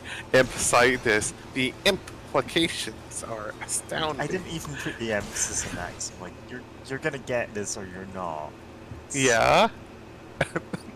There's enough going on in there, like, nobody ever points out the grizzled gnome mercenary. Which I do in love my the grizzled mind gnome. is already a joke. It's so good. It's like, you could theoretically have a character like that, but it's just like, thinking of that, the types of gnomes you see in a lot of fantasy series, it's like, yeah, actually that is going to be a bit ridiculous. Yeah, but like, yeah, I can imagine it though. It's good. It's really good. It's a joke that works.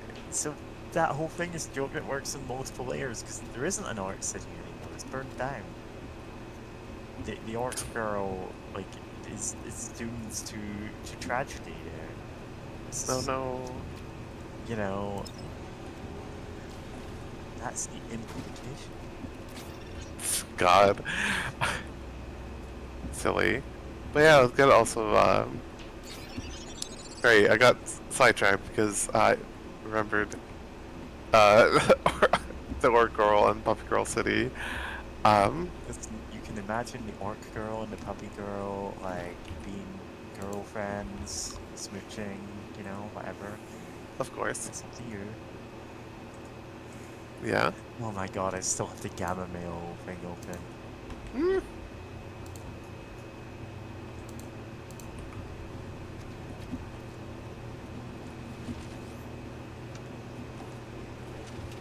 What the hell is a Delta Mail? Then I think about it, I'm like, modest and hardworking, wants attention but can't get it, works hard but unable to draw attention. It's just like, man, this is the one that sucks. Don't be the Delta Mail. I'm with you hadn't in been the good. dark. Sorry. Oh right, this is a Delta Run thing, I guess. Yeah. Delta Mel, you're a really big fan of Deltarune, and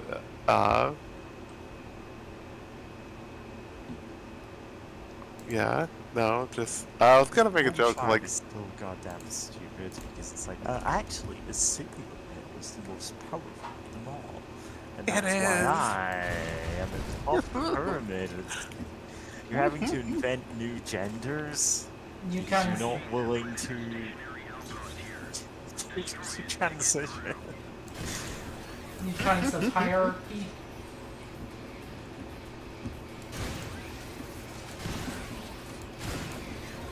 And if I edited this image to have like alpha boot, beta boot, and just like posted it with no commentary, yeah, Yep, my cat's that's here. probably too stupid. I would reblog it if it would not work Is Kitty? Can you or whatever. Is raining? Here's- Really can't. here's the blank there. Oh, actually, I have the font for this too. Nice. It's not really a big ass.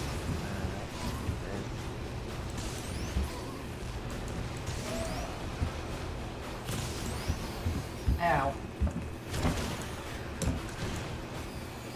This is just a tag.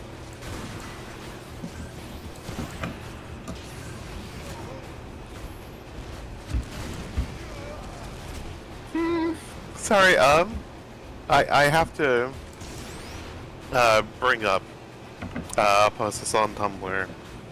Like, I'm not in the full thread, just the first two, because I see someone like posting, I'm joining the war on the gross disgusting pornographic content on the side of the gross disgusting pornographic content, right? And like the person under that who's like, oh, meaning actual rape violence and like CSIM, great. And then I see their username and the fact that they're red and Shimigami eyes and it's female Aaron, and I'm like, wait, and I see their avatar and it's like, I think the guy from great Attack on Titan, right? And I'm like, oh my god, you're red and Shimigami eyes, and you have the Attack on Titan like avatar. My god. Like, Yeah, buddy, that's too many warning flags. like I don't think you're doing anything in good faith here. Like, like, thank you, Shimigami eyes. Yes, I mean, I not probably didn't perfect. need it for this one, but Like, it's like- like,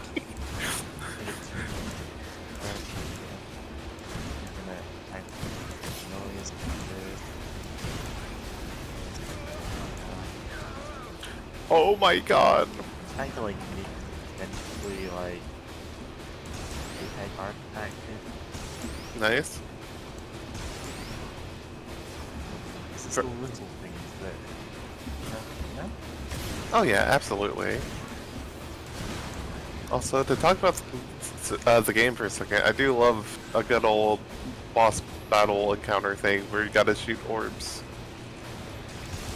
Or they're not orbs, but like, you know, spiritually they're orbs.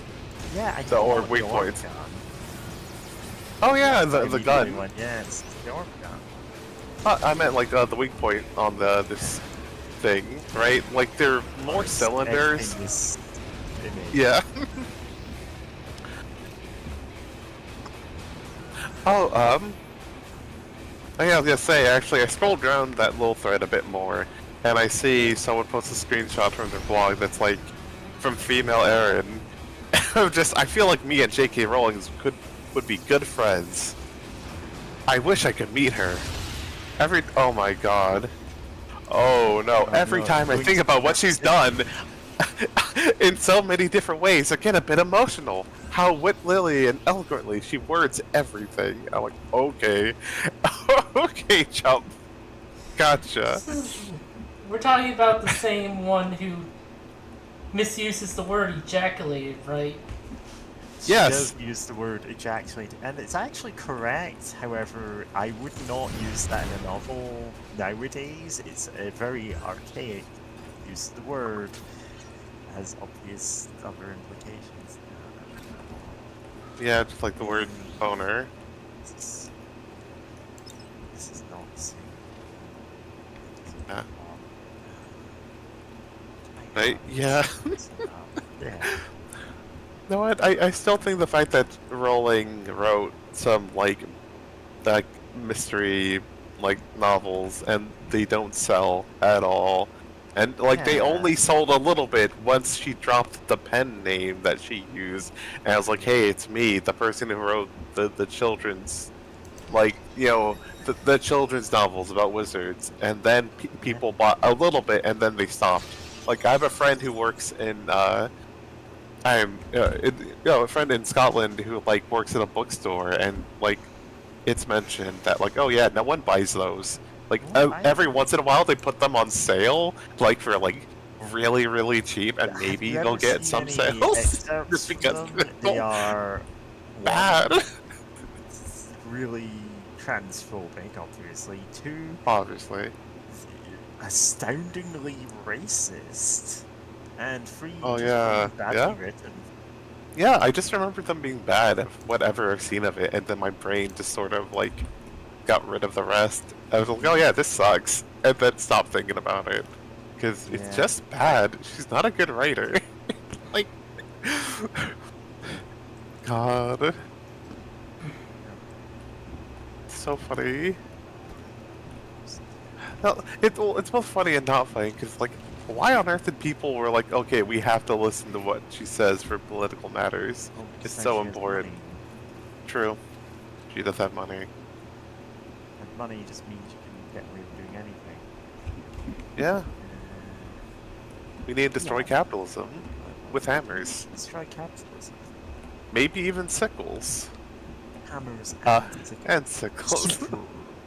And Over this.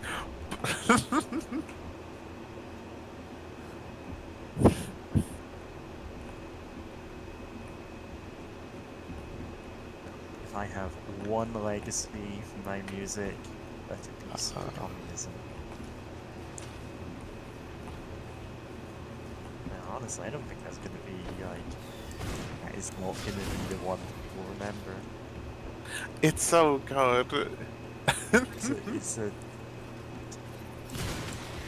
Yeah, sorry, I'm getting. It's exactly the same font, but I'm like, this is closer to.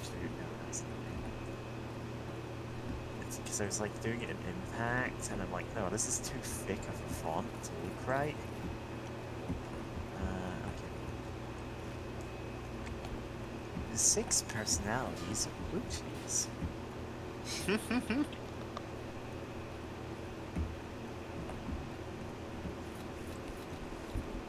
Okay, blue sky.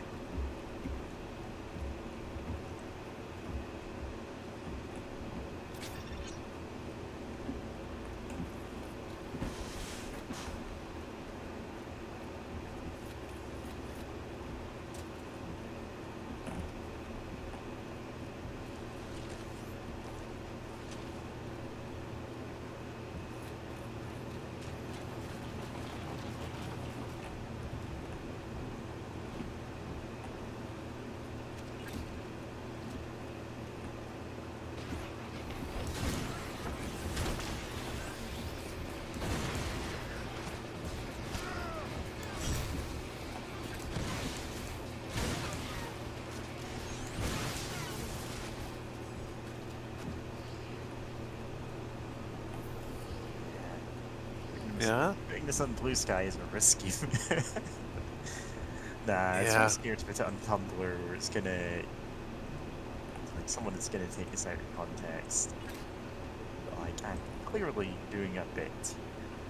Yeah. It's so good. Like, yeah, no, like. Yeah, no, this tracks. Also, I can't help but look at the Gamma Butch and think, like, trans girl who listened to a lot of Nirvana. Like, cause, yeah. Like, the sort of grunge. Right, I need to find the original Rebuild City.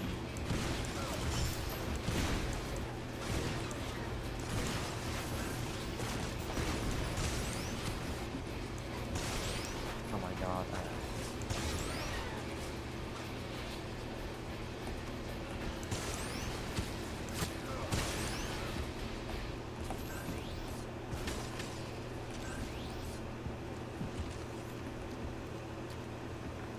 Oh.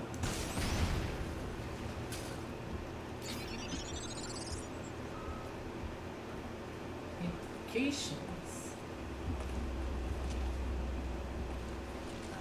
Edit source.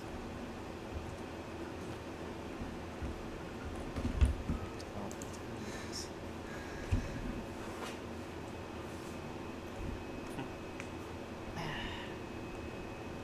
Fingers.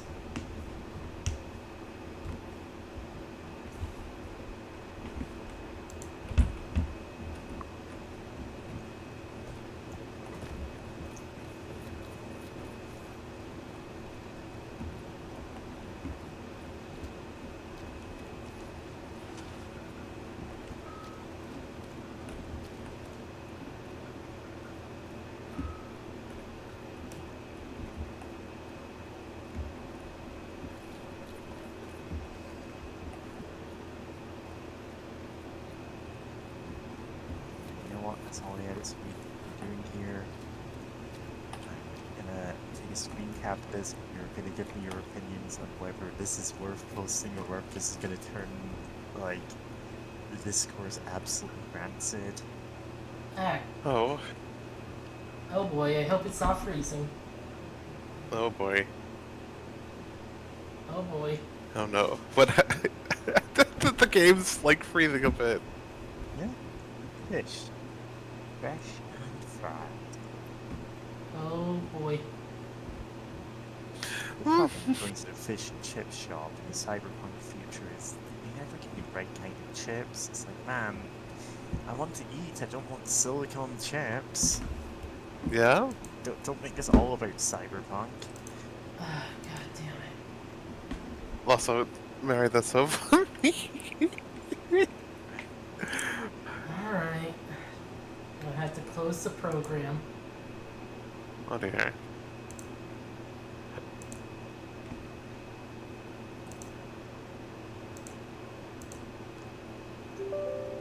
Okay, come on. Let's go. Yeah, I'm immediately blocked. Oh, Let me streaming again.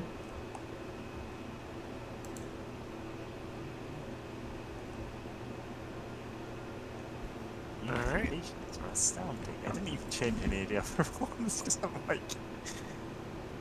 yeah. Flying Wild Hog. Still a great publisher name. Yeah. They made some What's good your name? Or games. Yu-Gi-Oh monster. True.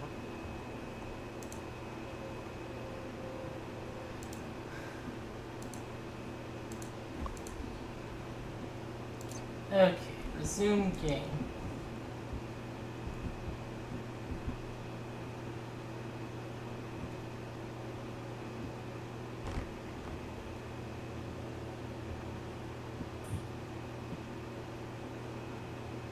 Right, finally saw the horse girl electrum swing.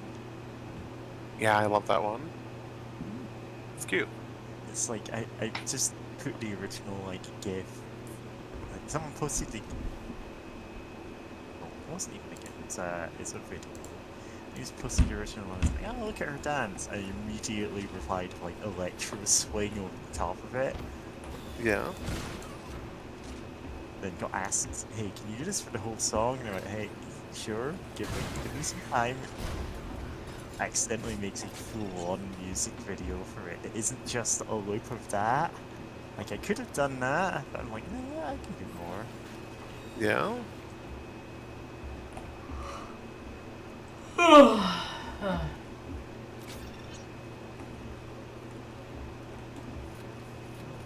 Sleepy Kitty. But yeah,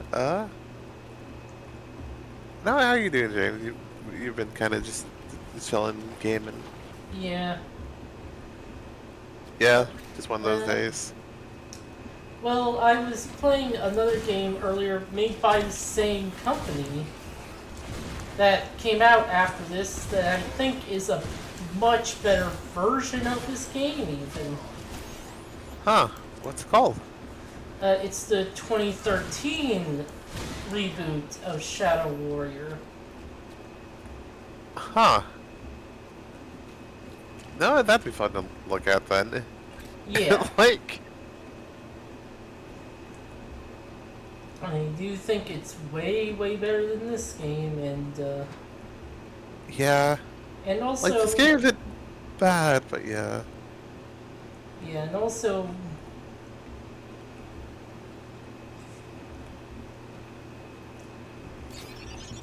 the writing is pretty solid. Neat. Like, it's a reboot of a kind of bad game, honestly. And it's way better. Like, the original... Yeah, you love to see it. Yeah, like, the 1997 Shadow Warrior is bad in a bunch of ways. One of them being horribly racist. Oh no.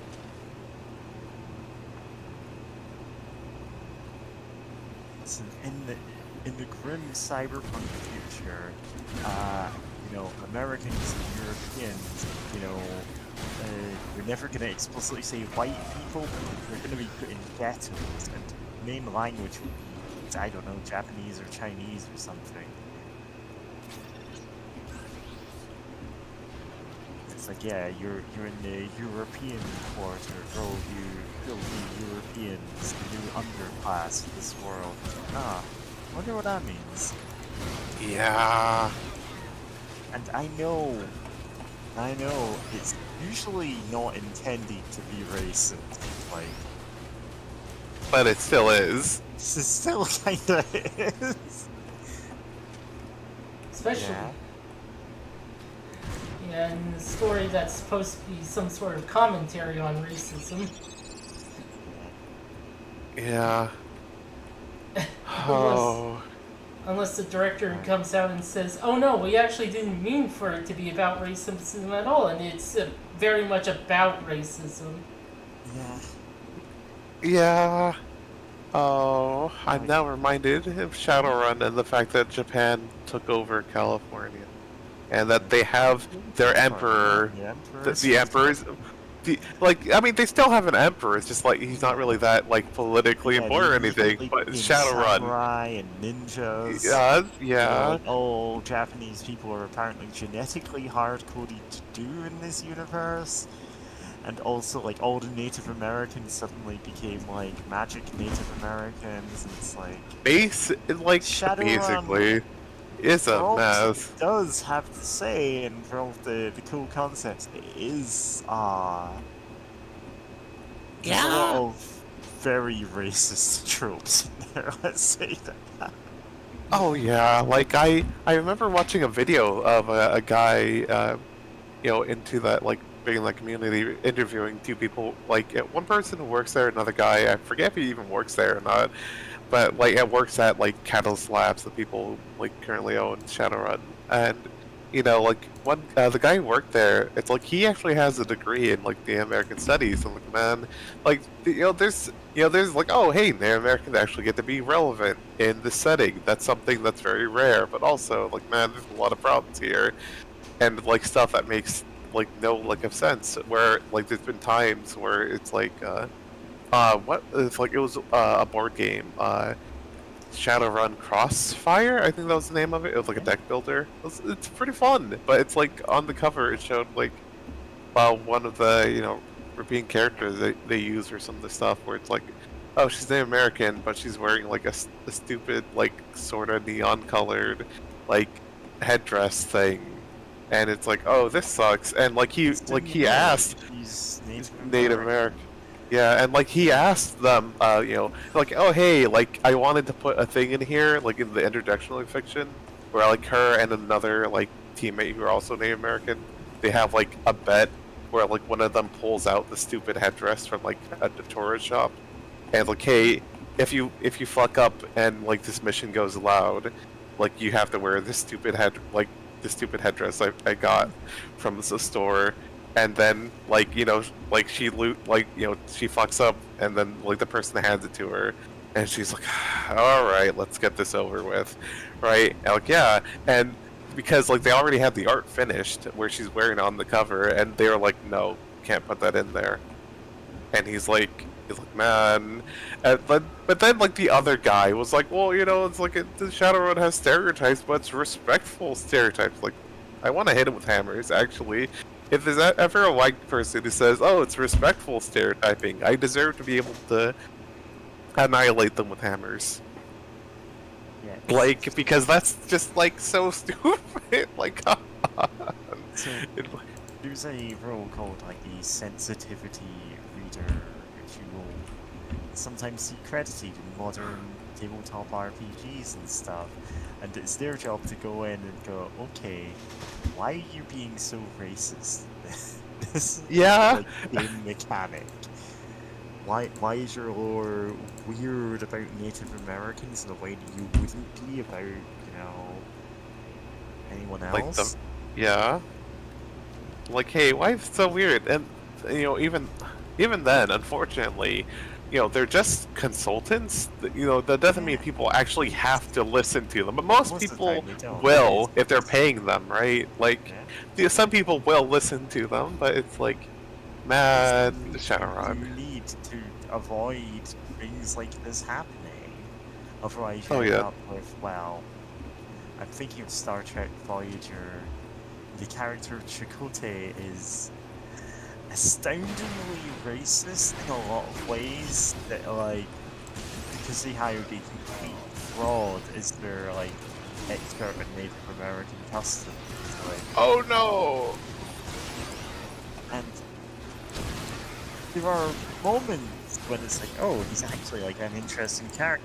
Like, the actor isn't quite as wooden as he's as the character that he portrays most of the time. But there's still that lingering, like, yeah, they were. There was a guy who was basically going off stereotypes he had seen in old movies and saying, yeah, I totally legit like studied all of this. I know everything about this. Oh my god. Took their money, just advised them to do basically the stereotypical portrayal possible. And there's a reason. Star Trek Prodigy, I think, is the one where he comes back. They just do not mention any of that stuff. Like, that's just quietly been retconned out in good cause. Hey, Scythe, this is Hard Reset. Oh, hey, sorry. Hello. Sorry, Ed. So this. Yeah. Forgot Yeah? there's anyone in chat. Oh. Yeah.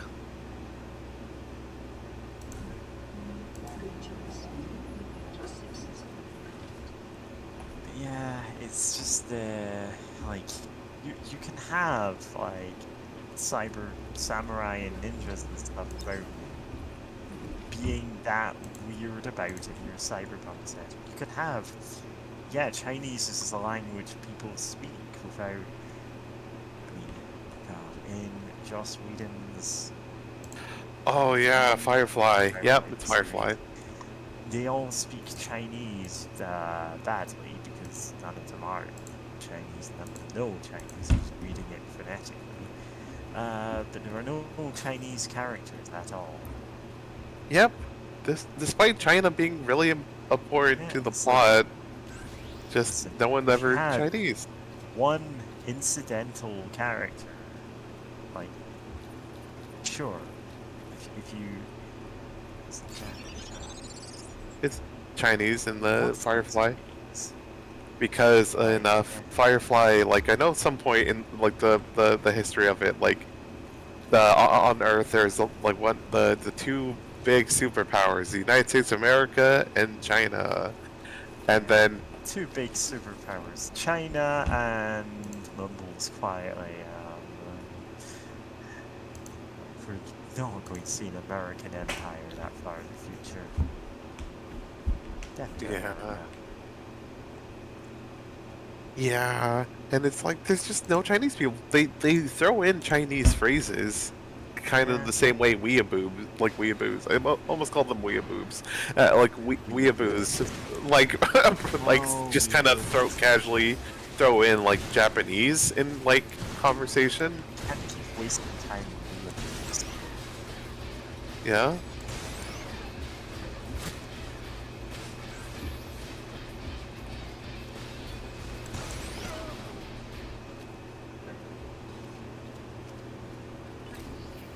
But yeah, no, it's like, oh, Firefly, you could have just not done that. Also, of course, they have yet another Josh Whedon special of girl who's supposed to be a big martial artist who is not even remotely toned, has no like visible muscle, because that's not what Josh Whedon likes. Yeah, it's like Joss Whedon, you are a coward. Very Yeah, much. he's very much a coward and awful in a lot of ways. It's just that's just one Kind of one is. particular way here. Cannot get into how awful Joss Whedon is in some ways because it can really bring down the mood. Oh yeah,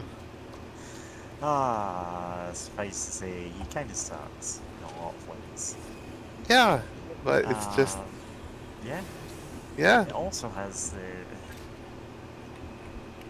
See, at the time, this wasn't a trend in Joss Whedon work, so it's like, man, between that and Dollhouse, there's the whole thing of the space brothels. Not really space brothels in Dollhouse, but like, it's the weird thing about them being sex bots, and they're like, yeah. And I actually do know Firefly, he was told to put in a character like this, and then just kept leaning into it in ways that were genuinely pretty weird at times. Yeah.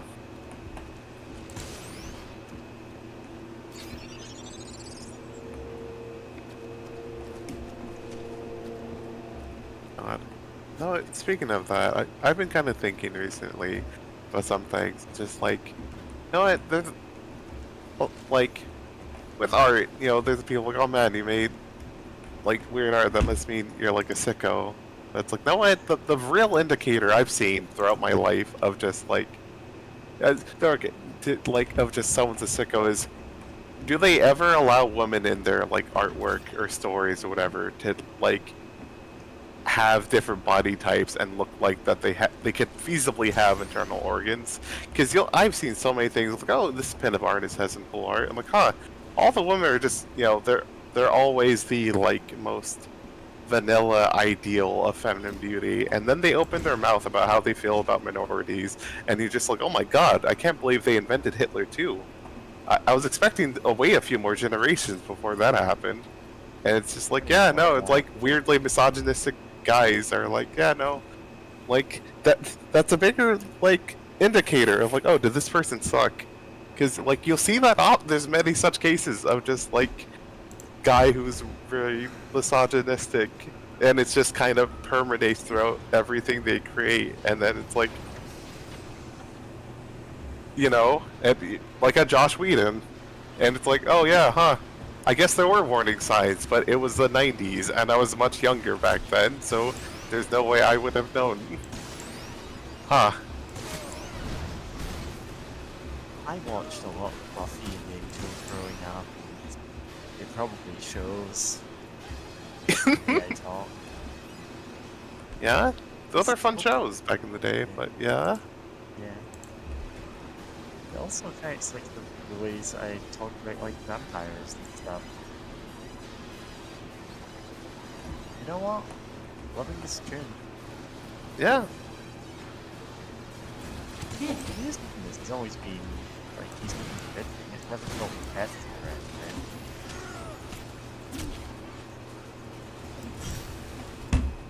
It's the yeah. Sorry, I just thought something was off. And That's fair.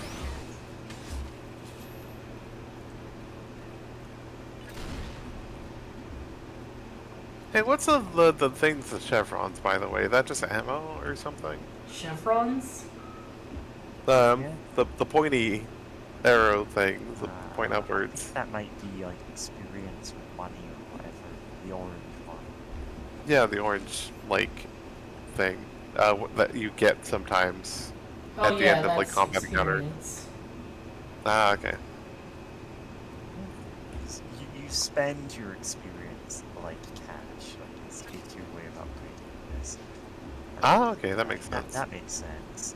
That's actually kind of cool. Just- Like, you I are get it. literally doing this as a job. You're just Yeah. collecting a currency called nano. So N.A.N. The N in the nano stands for nano. Nano augmenting nano. Oh my god. It's like when you call an ATM machine an ATM machine. Yeah, and collect your nano Yeah. augmented nano orbs, which are the currency in the future. Yeah. I do forget sometimes, like, yeah, it's just such a common thing to hear people say ATM machine. Even though the ATM has machine in there. Type in your PIN number. Yeah. Ah, forget that one's easy to forget too. Yeah, pin. A pin is the number. No, shout out to the Gobi Desert, which also stands for desert. Shout out to humanity. We love doing this. I still shout out to the Tumblr post. That's like, hey, it's kind of weird how focused on like milk and breasts we are as a species. If aliens ever meet us, they would think we're freaks, and they'd be right. But it's like, man, that's such a like galaxies. We're called mammals because of like breast milk, right? Like we're the animals that have that, and then we come from the Milky Way galaxy because it looked like milk to ancient humanity. Humans are some kind of freaks about their chest orbs and the milk they produce. But they have produced one piece of good music, so we have spared their miserable lives. Immediately starts playing Temporary Secretary.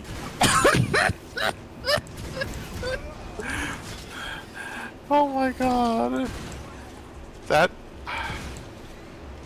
so good. Wait, Secretary. I still have that song stuck in my head after, like, I had to listen to it once for the remix. It's like this is an earworm, brackets derogatory. Yeah. It really is. It's the thing. It does get stuck in your head. It's not a good song. It really There's isn't. no universe in which this is a good song. Plus it's memorable how bad it is. It's anti-music.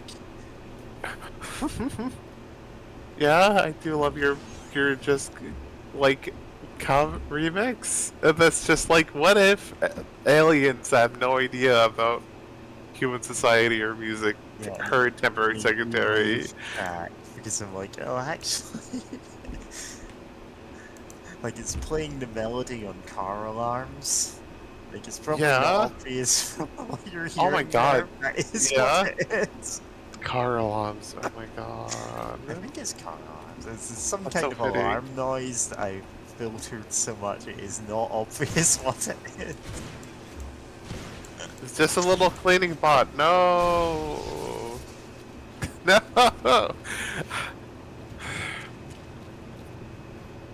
Rip to the Roomba that you just killed for no reason. You will destroy everything you want. You will live in filth in your cyberpunk apartment in the far future. By which I mean the present.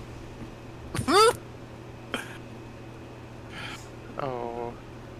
I only know Fletcher's name because I don't know Weapons Loud. of that cutscene. I only know his name because of this cutscene. Because that one character we saw for like a minute stole the show. He really did. Creatures.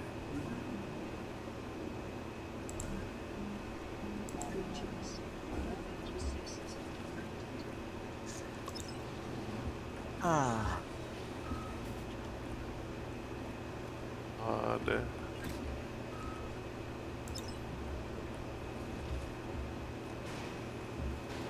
Shout out to video voice actors who are able to steal like steal the show in the game where it's like, oh man, they really just make everything pop. Like I'm remembering Castlevania Lament of Innocence. There's this one old man you meet who's an alchemist who gives the the progenitor of the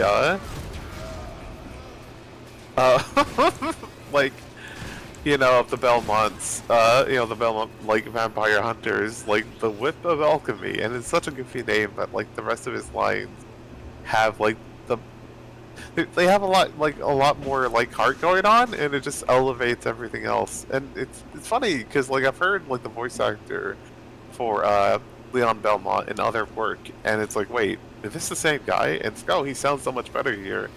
And there's also the thing to consider that I'm bringing up now, that sometimes in video games are just in a lot of stuff, that a bad voice director can also bring down a work where it's like, oh no, this actor can act. They were just given bad directions. And it's going, oh. There is sometimes. Yeah. Yeah. It's just... Like, Novak really did steal the show in a way I was not expecting for a Sonic cutscene. Shows up, delivers exposition, vaguely flirts with you, offers you a drink, and then kills himself. Yeah.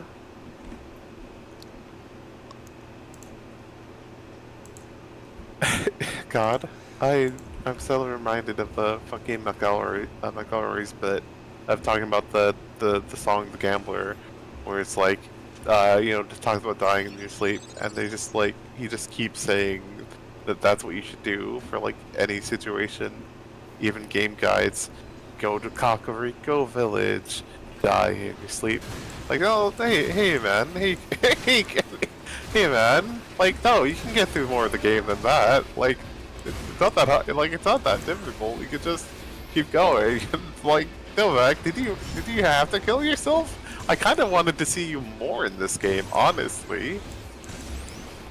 You're kind of cool. Like, you could just keep flirting with this guy, even if Fletcher's really dense and doesn't get it. Like, maybe, like, look, you have something going on. Forgot I had the rocket-propelled grenade. Same. They move really slowly. They're also smaller than you think they are. So they can Huh. So, like, yeah, you can go through the arm, in between the arm and the main body of those things. Huh. Yeah, got it.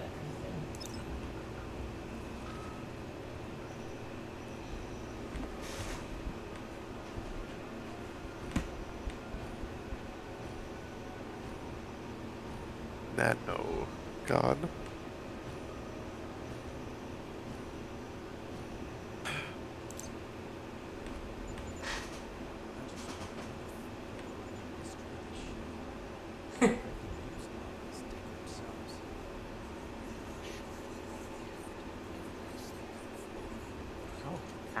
He is! He's in his brain now.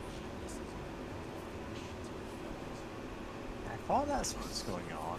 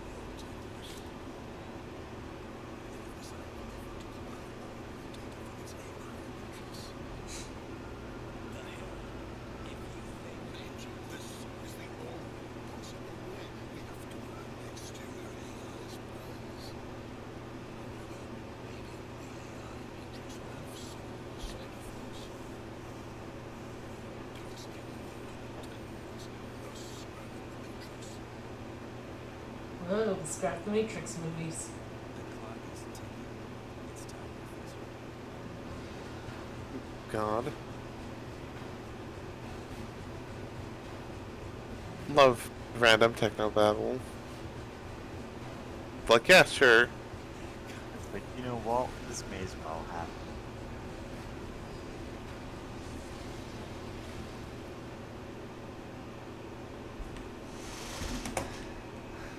Capacity of the Atlas. Retrieve data from its remains. How did I get here with that guy? Don't worry Was he about it. dead before we got here, or did we like murder him on arrival? All I know is that a ship fell. Yeah. And we caused a big ass explosion that we didn't look at while we were running away, of course. Man, I scrolled down on the 6 male personalities of modern males explained page, and one of the comments is some kind of copy pasta about a woman, you know, laughing at, haha, you call yourself a Sigma male, but you like clearly like never dated a woman, haha, just teasing them. And the next one, the B movie script. This goes God. on for some 20 pages. Oh my god. And also a guy going, yeah, I'm a Sigma. Obviously I'm a Sigma. I work out 7 days a week. I own three businesses and I beat my wife and kids. And I listen to funk.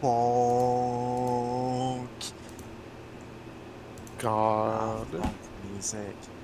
Funk music is a thing I sometimes come across, and it is something that like sometimes it's just like, yeah, I'm indifferent to this. It's like I could get why people like it and care about it.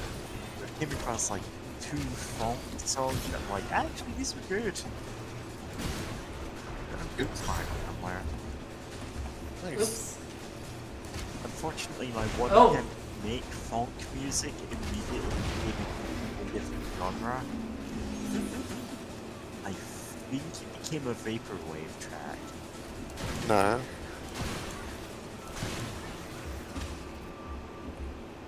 Can't remember which one it was.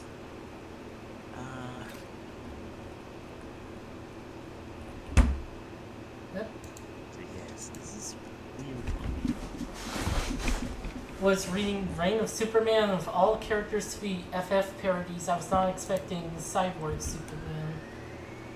Guessing, Oh, Final Fantasy? I was guessing Fantastic Four. Oh, okay. I haven't heard of that one, so I've... Huh. I've never read Reign of the Superman.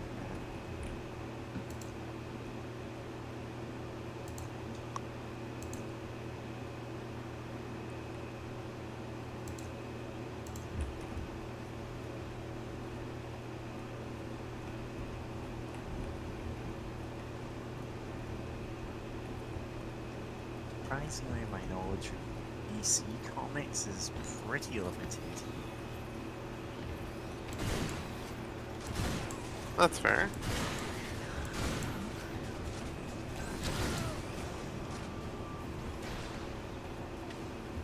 God, I remember recently looking at the DC crossover with Sonic concept Yeah, having going on. Pretty fun.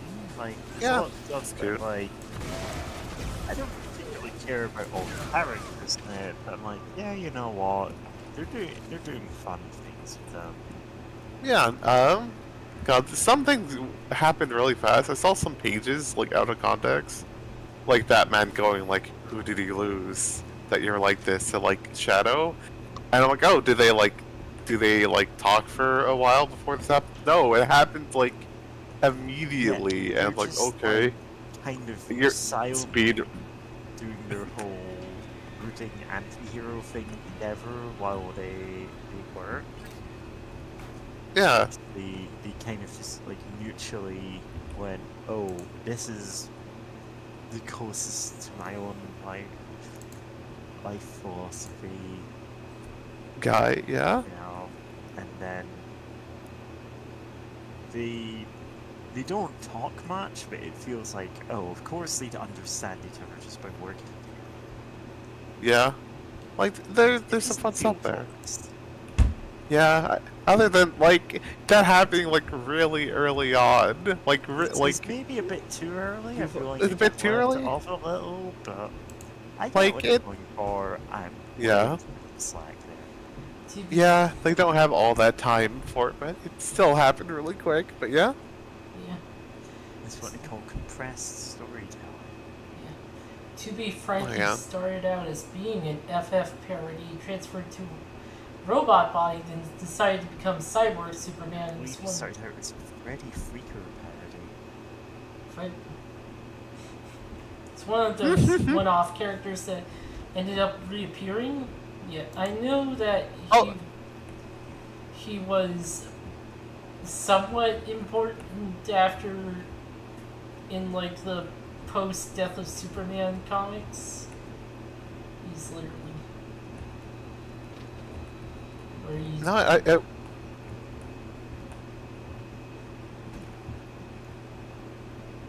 Yeah, so the whole point of Death of Superman and the like 4 imposter Superman is the standard thing some superhero comics do nowadays. Like this was fresh and exciting at the time, but it's the yeah, you say you want different takes on these heroes. Here's why a bunch of them wouldn't work. Like the same way the Azrael stuff in Batman when he first showed up was, okay, you want a Batman who kills people. Let's see how that plays out. Oh, suddenly you lose everything that makes Batman Batman. So the original returns and, you know, sets things back to the status quo, and it's like, now shut up. odd. In the same way that, like, Superior Spider-Man played out a bit like that. Although, I genuinely liked Superior Spider-Man. I know it must have been agonizing to read at the time, just because the schedule, like, it took place over a whole year, but reading it, like, binge reading it, yeah, it comes across much better. Nice. that was like,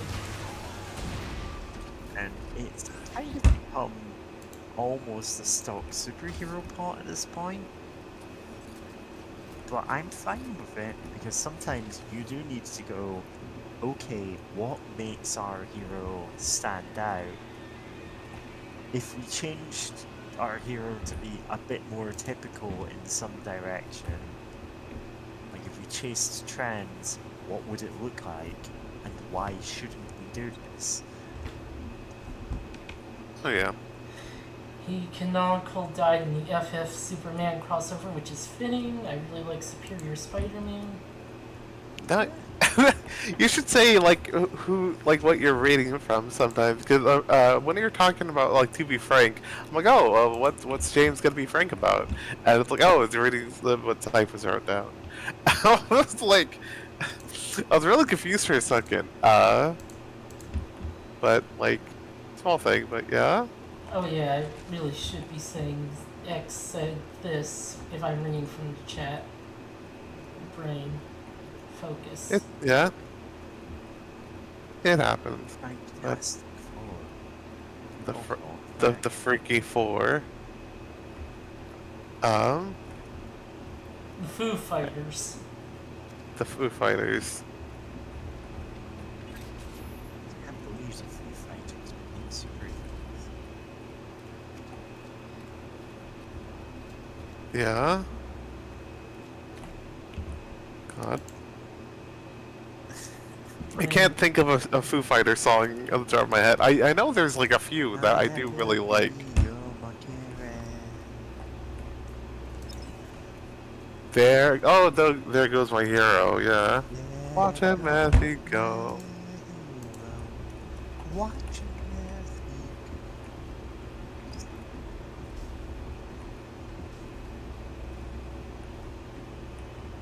What if I say I'm not like the others? What Pues- if I say I'm not just another one of you?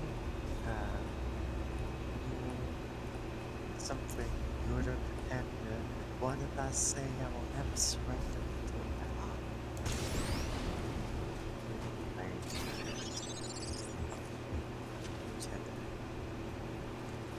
Another one of your plays. You're the pretender. What if I say I will never surrender? No surrender. You were supposed to My return to name HQ. is Skeleton. Immediately. Sing is a bone school marching band.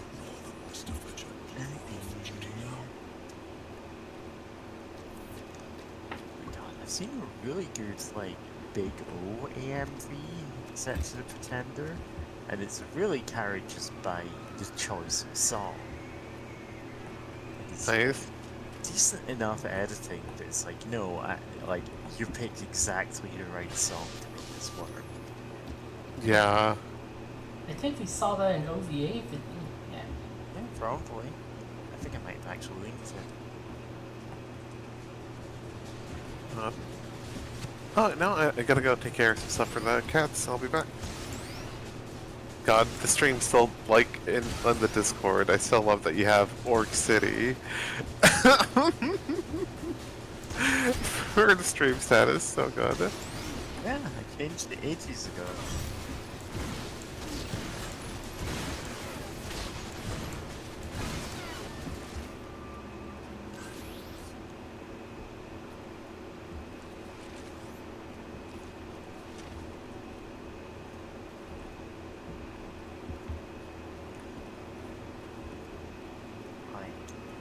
I enjoy doing the gag of changing the stream title all the time. The Quirky Quartet.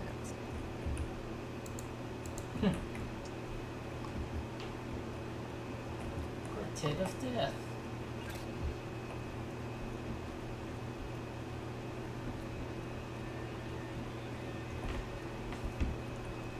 The Shintari to fuck. I messed up saying it, but the Shintanome, I think, actually. Shit. Yeah. Oh, there it is.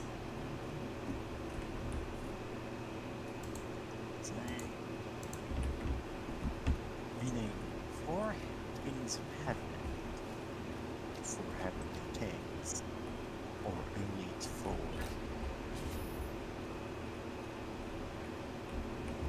There's a lot of ways you could translate it, and it depends on the context. Like, it's the same word that's used in a whole bunch of things. And I'm just now realizing the Four Kings boss in Dark Souls is supposed to be a play on that. Listen, these are the only things that afford a computer grow in the cyberpunk future. Everyone else has to rent.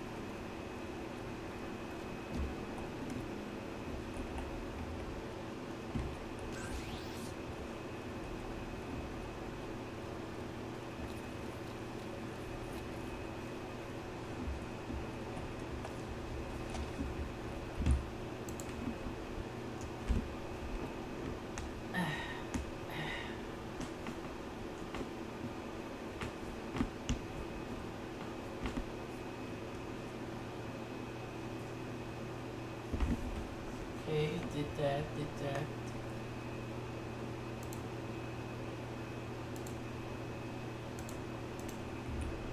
Oh. I don't know who at DC had the balls to be so blatant to just use the exact same design but with a Q instead of a 4. Oh yeah, Fantastic Four parody. Yeah. I mean, parodies, you know, are protecting these categories speech. You can go, yeah, we're making fun of Fantastic Four, and that's just legal.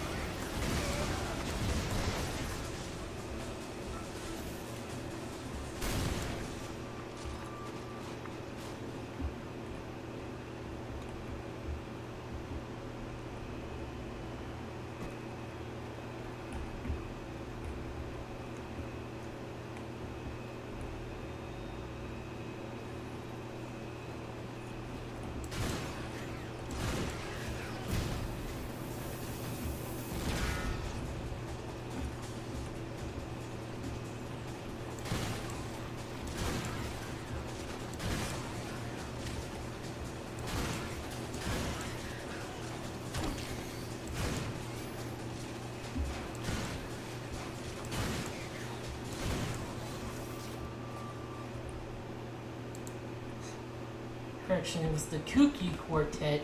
It's the same comic with Namor the Submoron.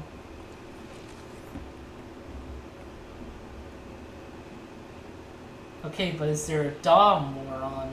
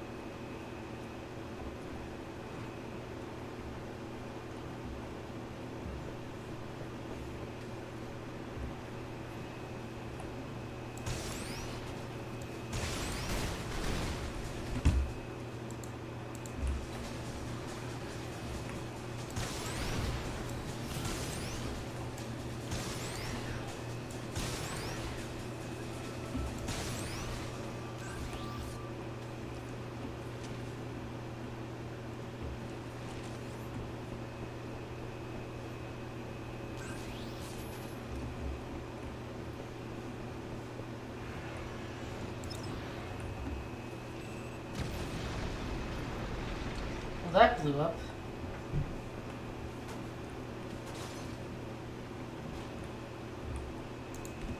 Okay.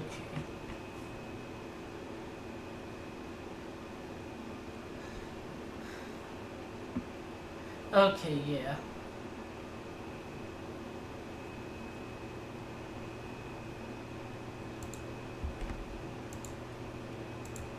I am missing something.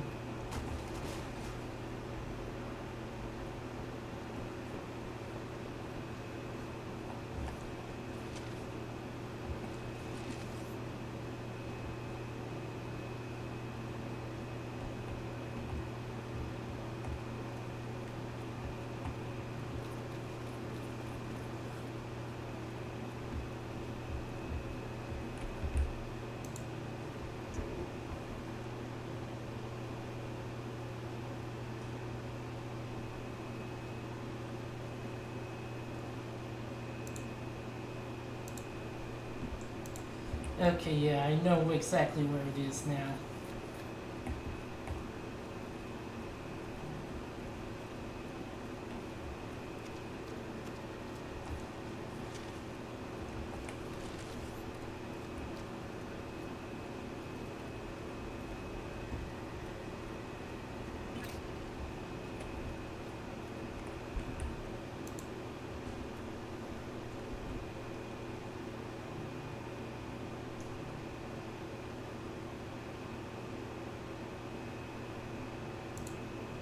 I am good.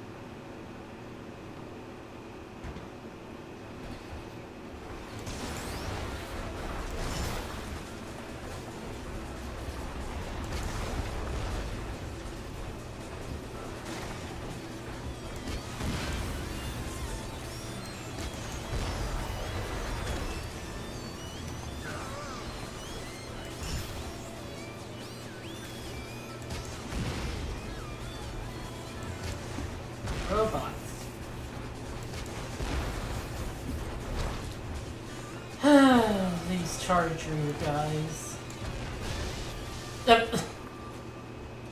Okay. Guess his dodge wasn't as sick as he thought it was.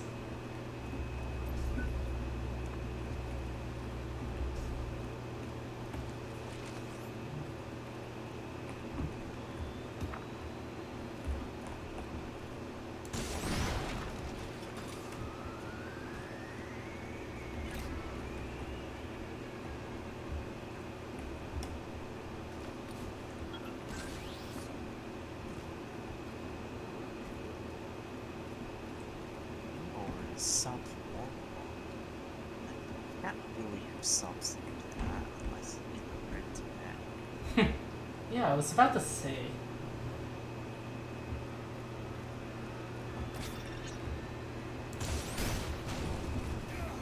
Ow, fuck. That was hitbox.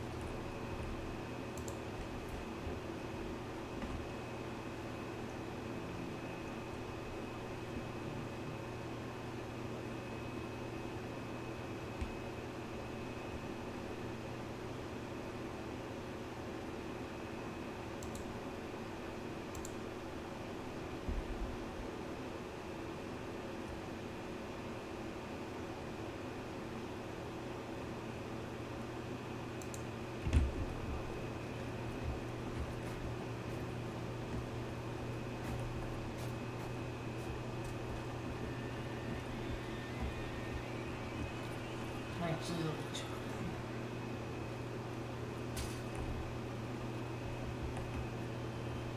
No, there shouldn't be one over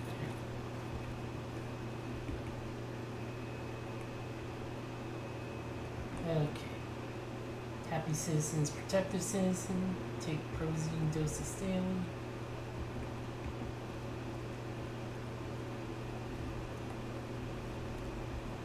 Guys are getting medicine. Yeah, seriously.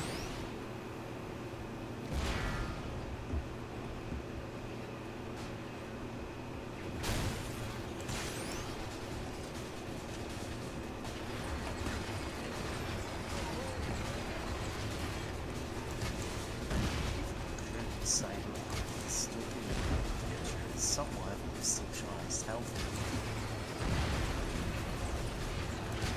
It's the benefits of drugs to do something.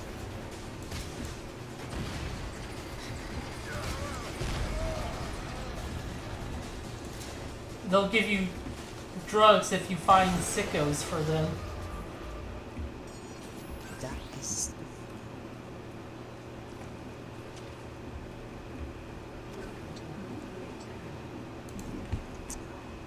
inventing a genre of psychopathy.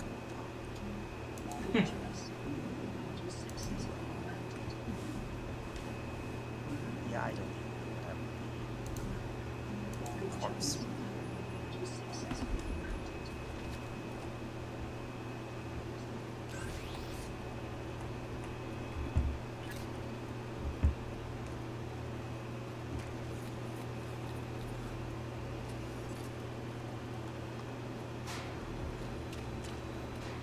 The thing is, like, despite some of the songs I'm working on probably being classified as horrorcore, I still refer to them as crime wave, because it's like songs explicitly about doing crimes.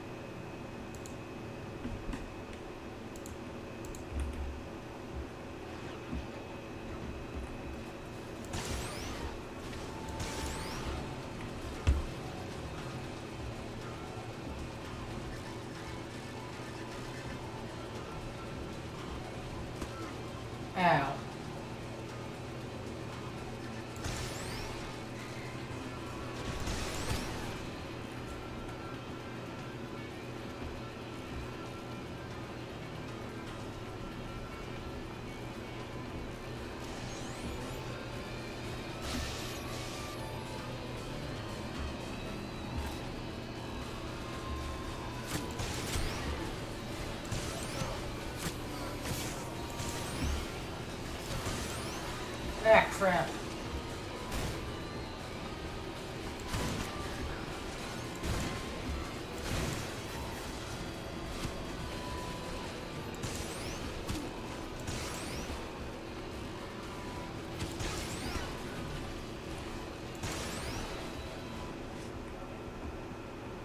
Okay.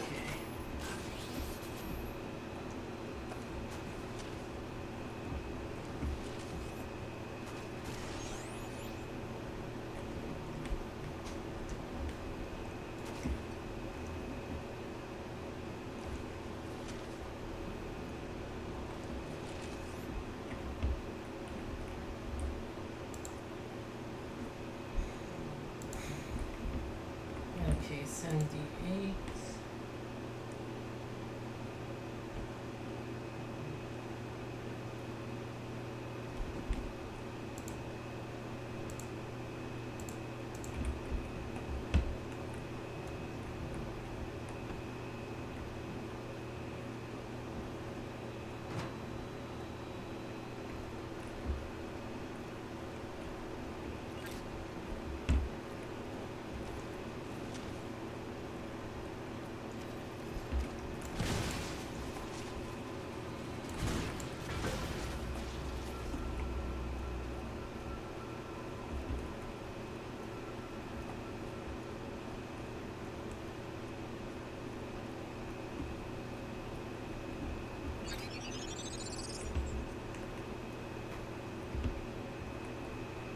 Nice.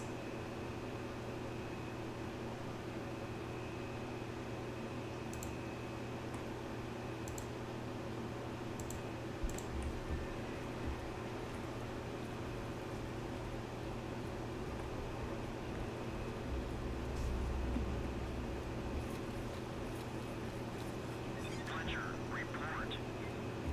Report now. Ma'am, he's probably drinking again.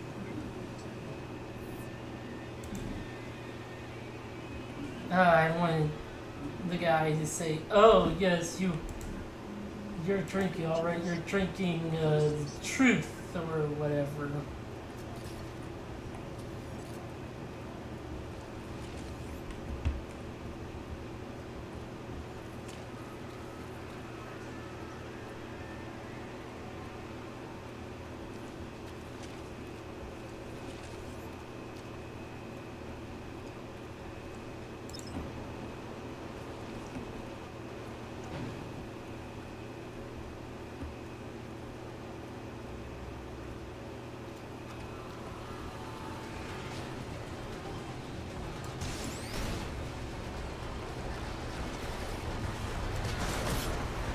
Whoa! What happened with my rocket? Ow! Fuck. Okay, that was fair.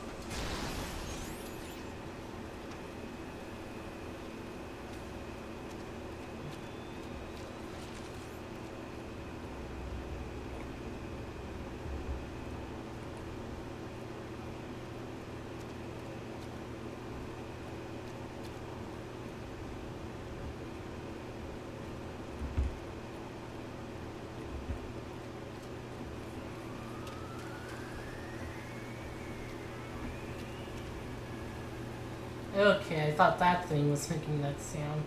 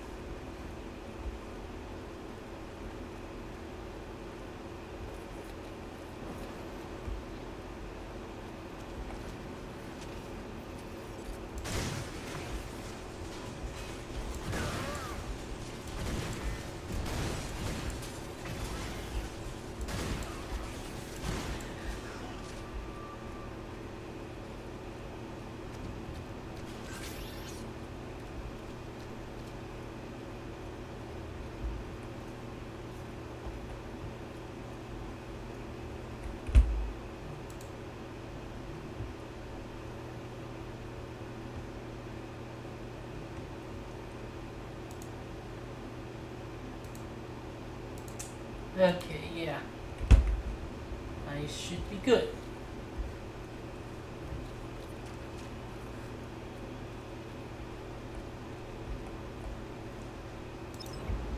And yeah, problem I have with this game is the HUD down on the bottom left moves a bit too much, especially when you're getting hit.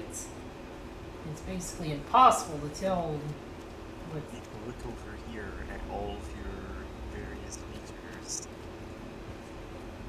You're going to ignore the enemies. Slightly low your stackometer. Did I? You need to acquire more traits, otherwise you may go insane. I hit the. Oh wait, it's this button. Okay.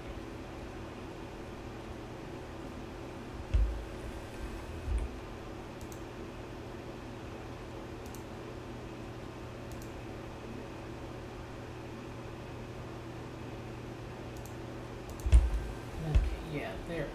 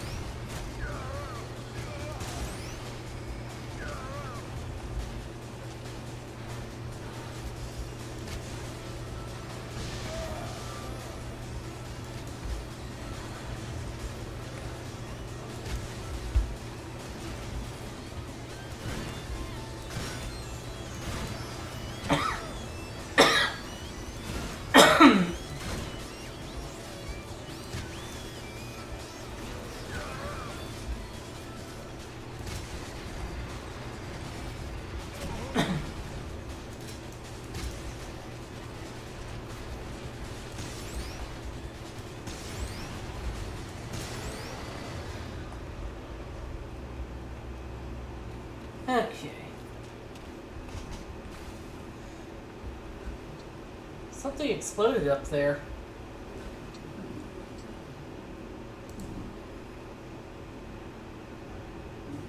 An RG button.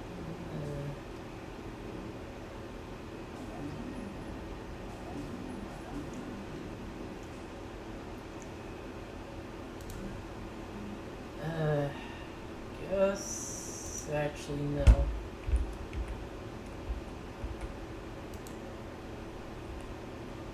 No.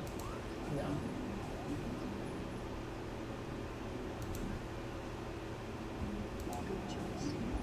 26 is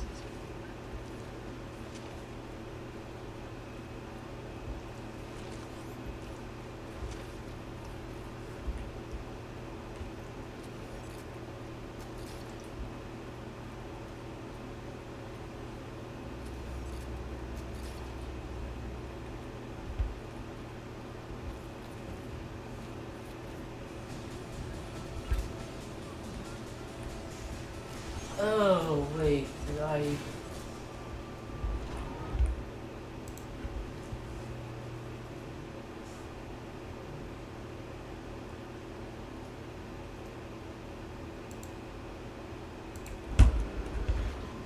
Oh no, I got all of them. Okay.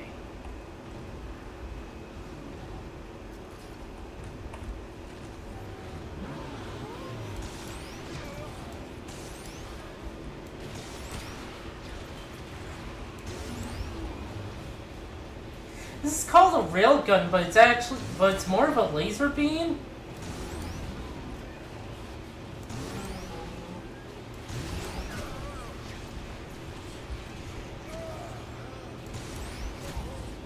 Ow.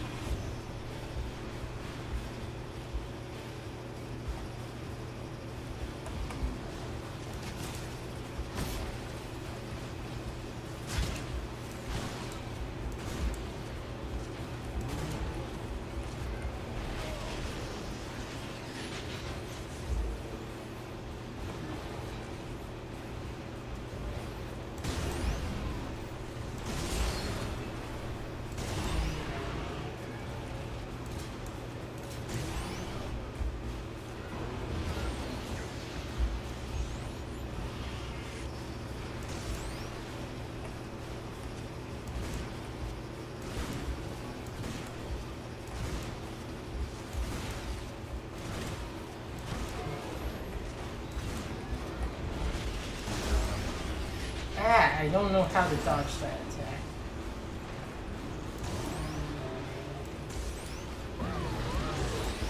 Ah, fuck.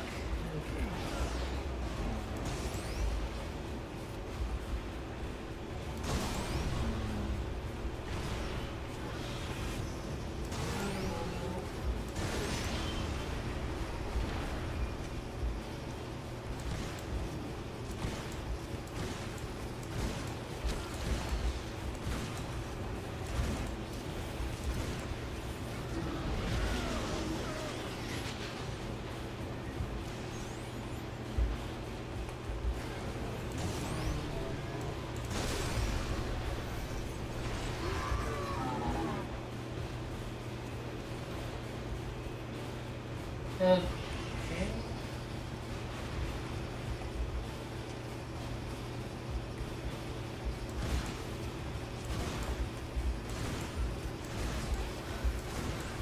Helicopter guys. Kinda thought they flew more, but they don't fly a whole lot. Oh. That's shooting the crotch now.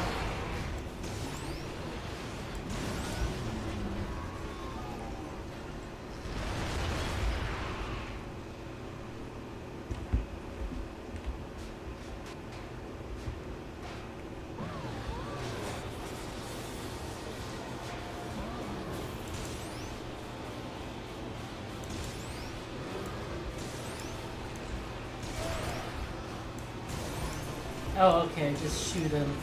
Correct.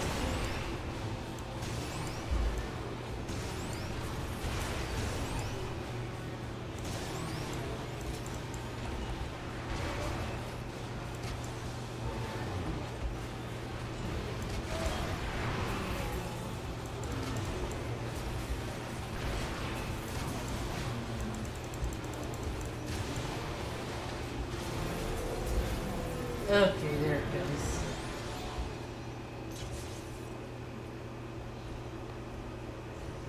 Okay.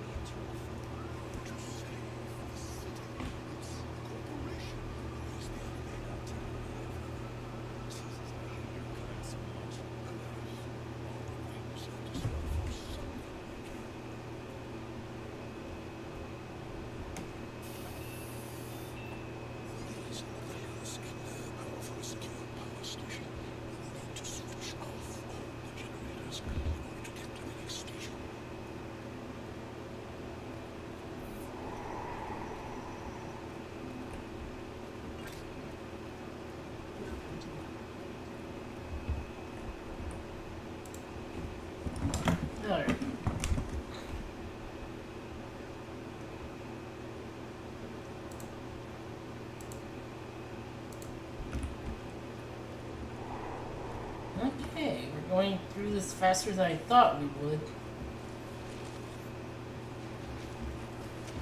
Whoa.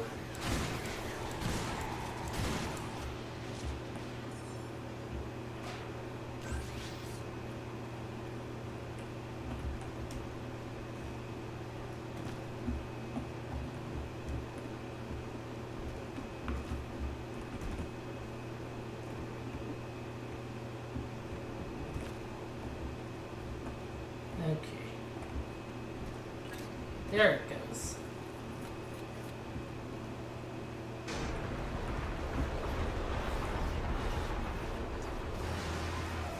That's the end of that charging chuck.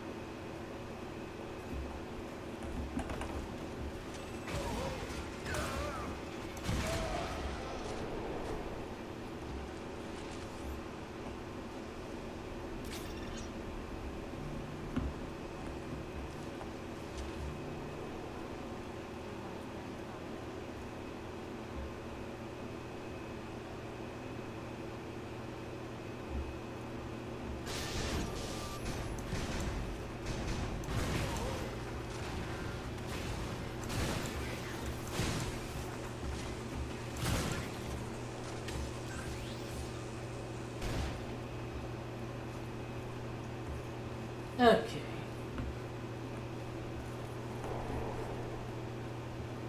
There. There. Starting to feel the tiredness set in, but I'm good for like another hour or so. Okay.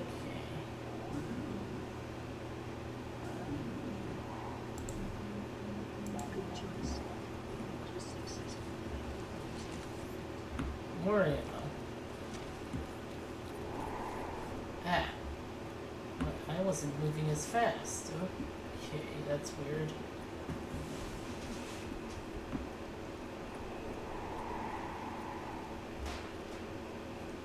Ah.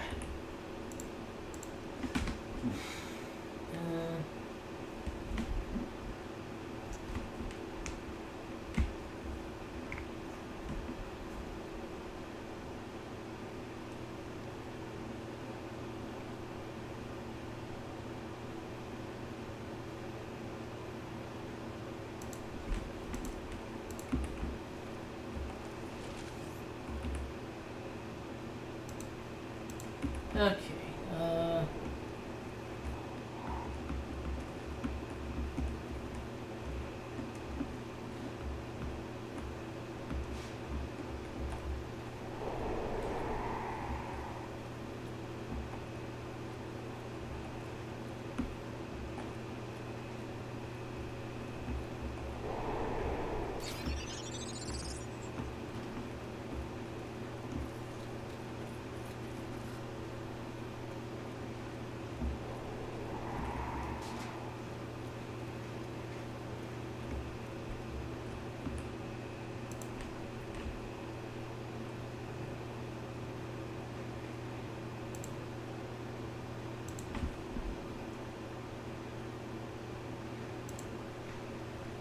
right.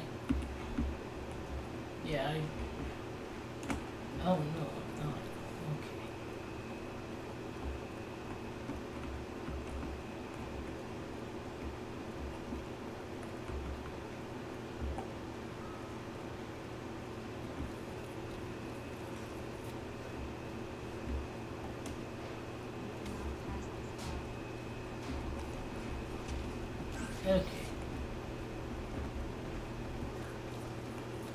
Yeah, got that.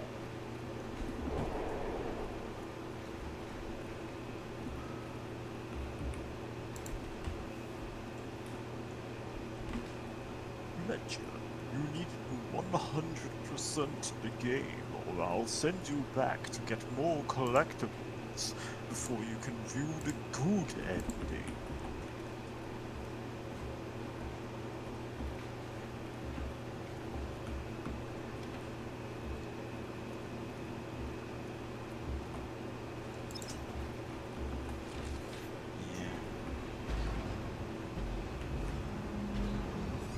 Alright.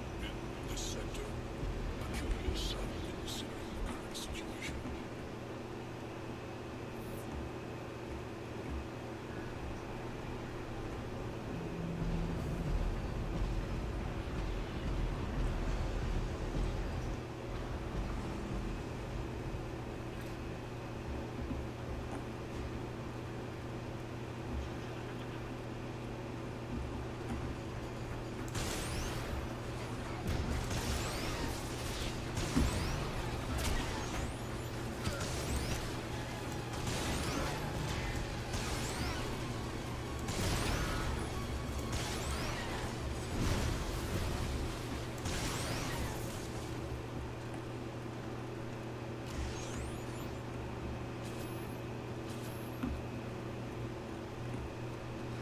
Okay.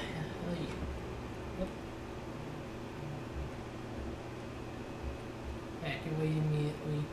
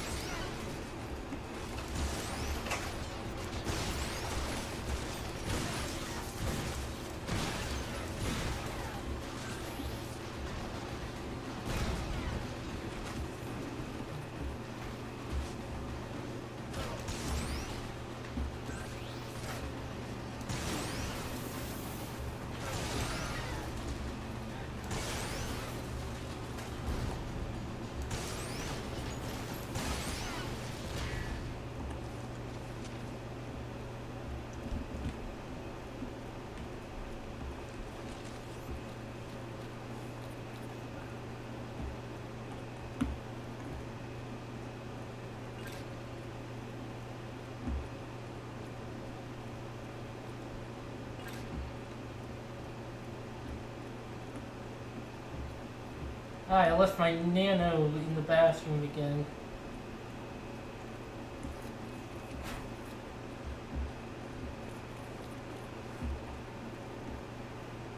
I'm just gonna leave hundreds of dollars in cash, several bullets, and, you know, some, like a med kit, like just a full-on med kit full of, like, healing drugs, I guess, on the floor of this bathroom. It's fine, I know where I keep it. What did you eat last night to make that happen? That was the Hi, reason electricity. It has too much electricity. You might want to wear a hat. Hi. Welcome back, Kitty. Yeah, sorry for taking a while. Got held up for a bit, but You missed some boss battles? Question mark. oh, Yeah. He was a boss. Yeah.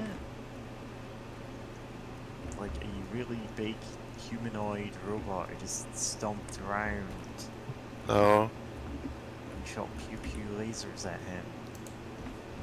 First at his head to weaken him, and then at his crotch because that was the only way to finish him off. Oh my god. Yeah.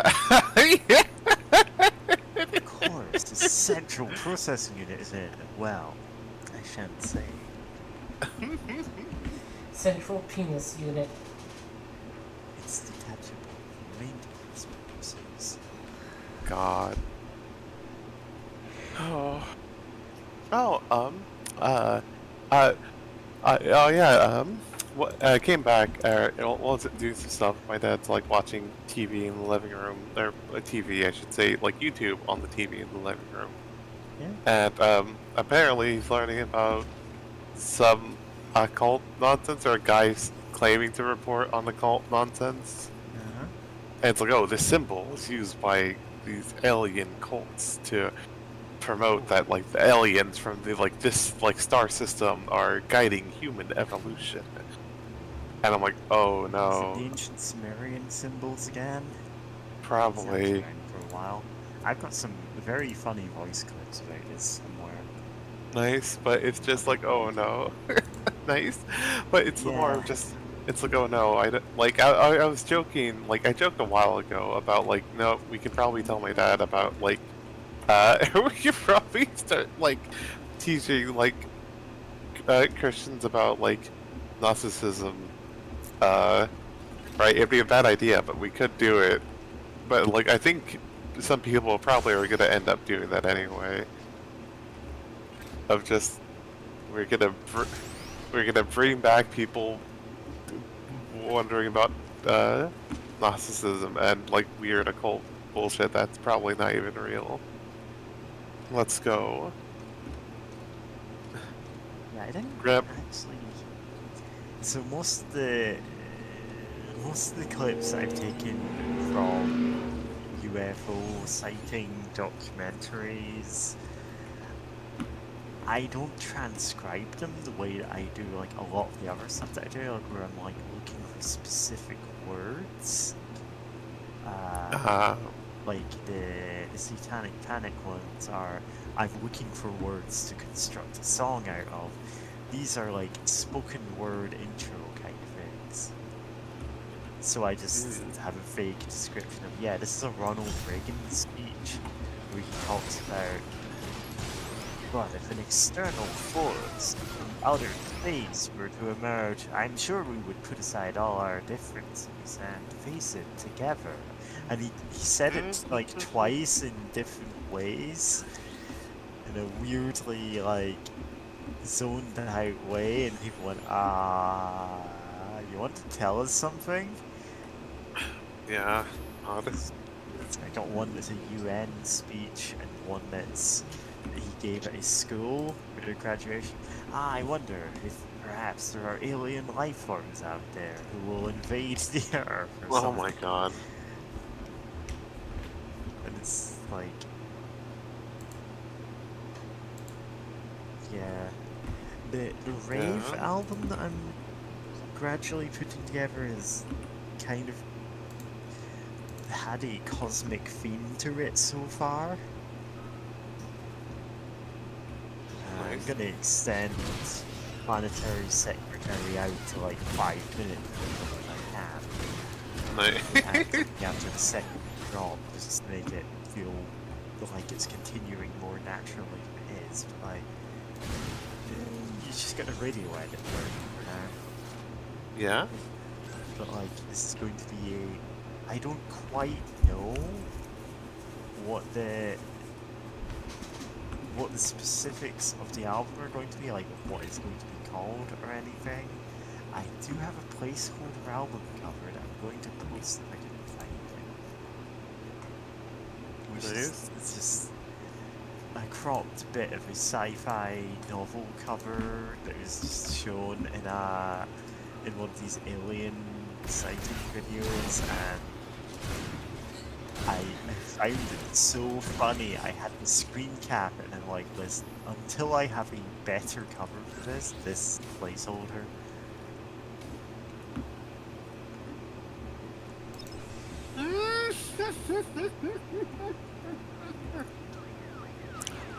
No, I If, can't. I obviously can't show this. God.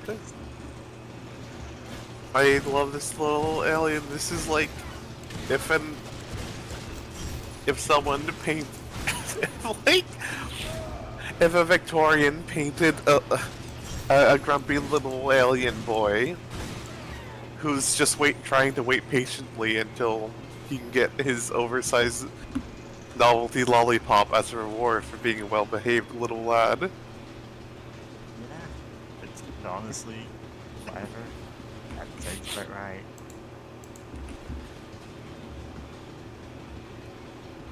human parental unit. This one requests a large lollipop.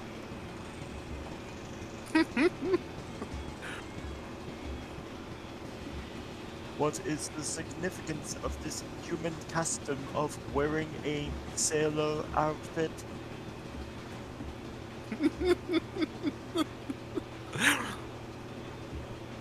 Yeah, this is just like, I don't know exactly what this album is called, what it's going to be about, but the tracks I have left over do have this odd uniting theme. The same way that like Angel Number Station had this like transhumanist theme going on. Nice. It's like contacting a world you can't quite understand because you're human. By the end of it being a part of that world. Nice. Which, you know, this is a looser theme than a lot of my albums, but I like how it turned out. It's a good flow to it.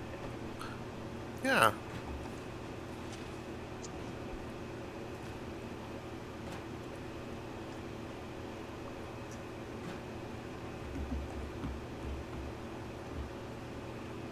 Actually, what I think there's more like, yeah, it's probably going to sound pretentious. I'm talking about my own album this way, but like, it starts off with a track that has no lyrics and one that has quite genuinely incomprehensible lyrics because it's a number station recording.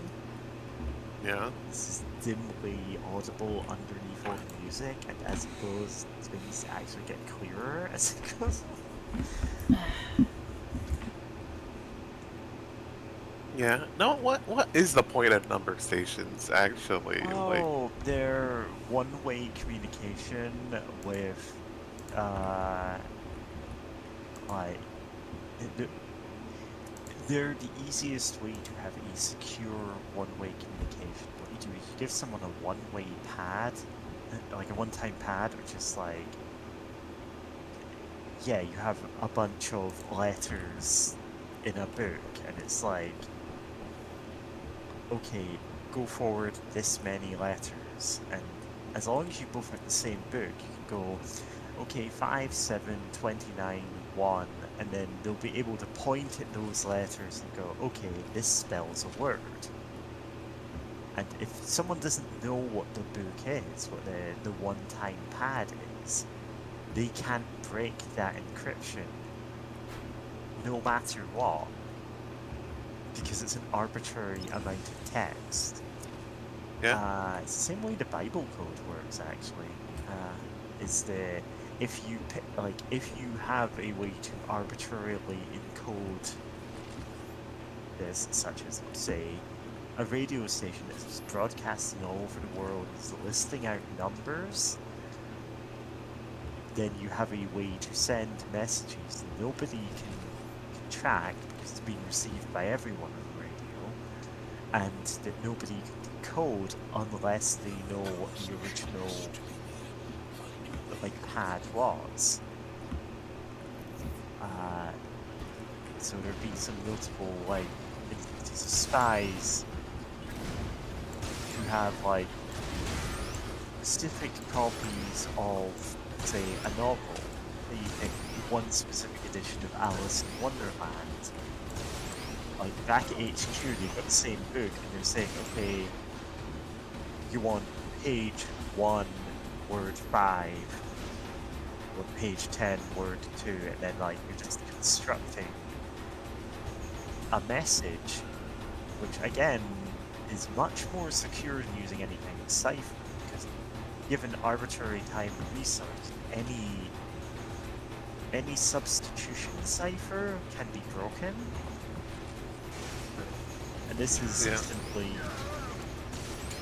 because there is no way to know what the actual cipher is, it can't be broken.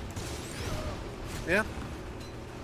Aside from by the obvious means of somebody finding out what the one-time pad is and having a copy. Oh yeah. why, like, hence being, like, hence the standard one being just picking an arbitrary book, giving that to your spy, and that's their one-time pad. Yeah. Sorry, it sounds like a conspiracy theory there, but it makes perfect sense. Like, I mean, yeah, it's not conspiracy theory. It seems like conspiracy fact, right? Of like espionage, like of spies and such conspiracy using that. fact would be a deeply ill-advised name for a track. Yeah. I'm gonna add it to the list anyway. But yeah, you know, just like yeah, because I remember hearing about number station, but never ever mentioning like what Yeah. they're for, other than like people listing numbers. Well, what like you know that one thing where it's like They're one-way communication signals. yeah, Hence the song being called One-Way Link. Because it's uh, a message that you couldn't understand because it's just being given to you and it's beyond your comprehension. Hence the name Angel Numbers Station. yeah, It's like a...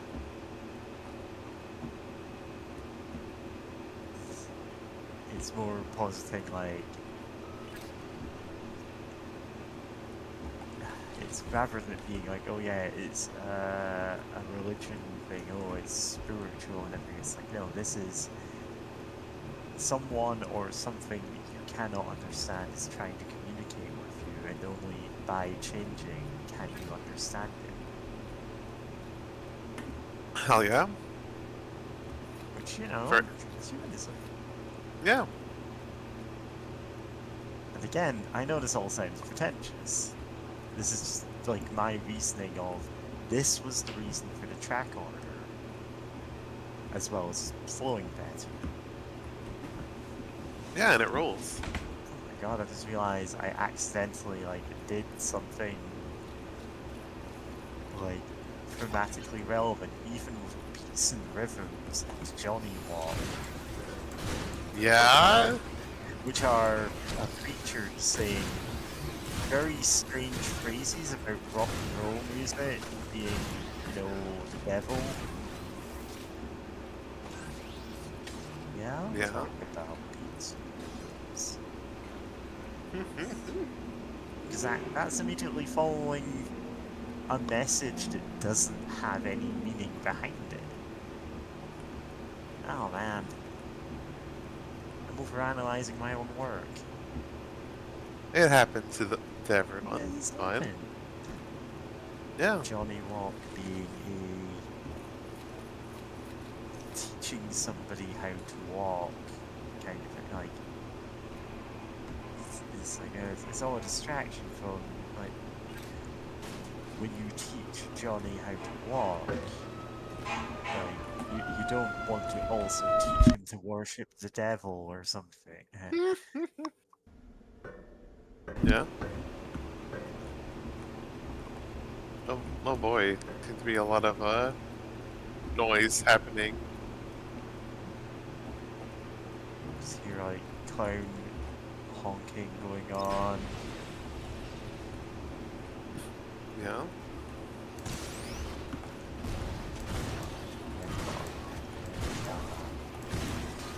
All right.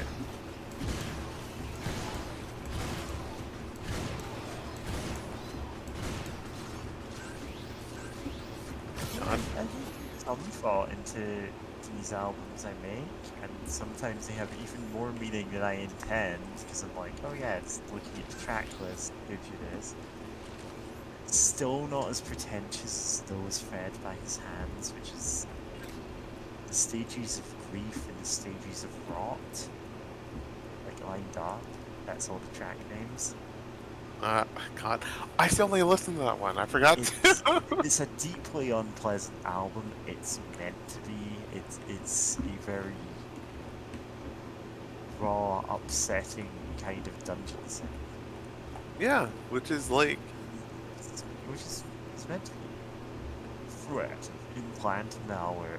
Honestly, we're just gonna cut off the top of that is implant malware.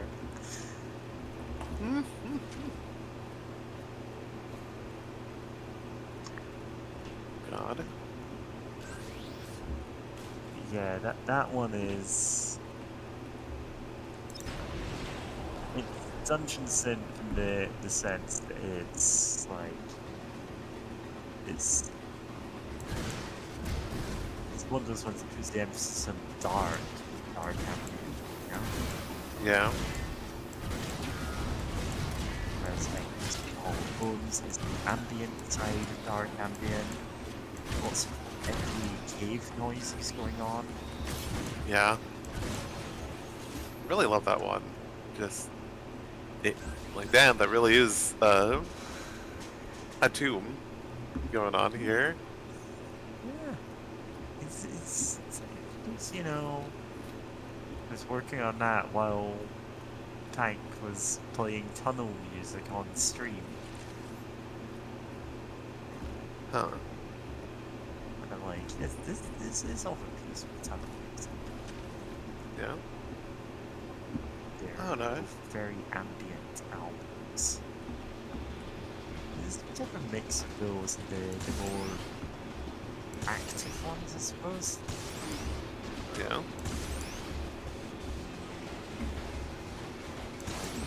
Jet Set Radio, ones Dead God, Hostile Takeover, arguably Temple of Cyberpunk. That one's so fun. It's like it's such a dark like you know kind of story going on, but it's very fun and there's an inherent comedy. I don't like mean the insult it out or It anything, is but there's a bit silly.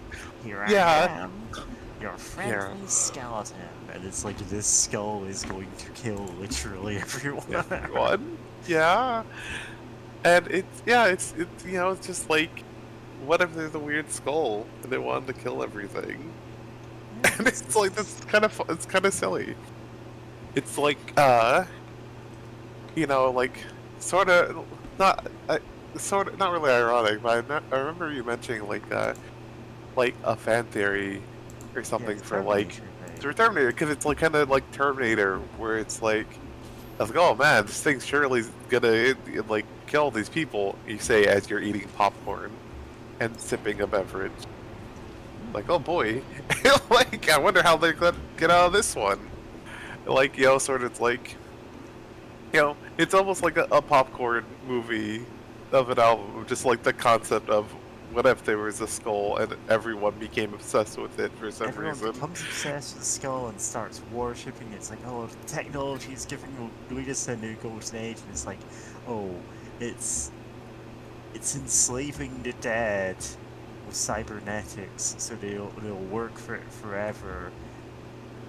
Is it like the idea of like someone forms a resistance against it, finally defeats the skull, and the skull's like, okay, you know what? Screw you in particular.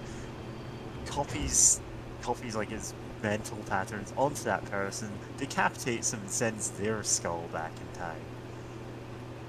And that's the origin of the Cyber Skull. It's not the same Cyber Skull. It's some other timeline now has to deal with this.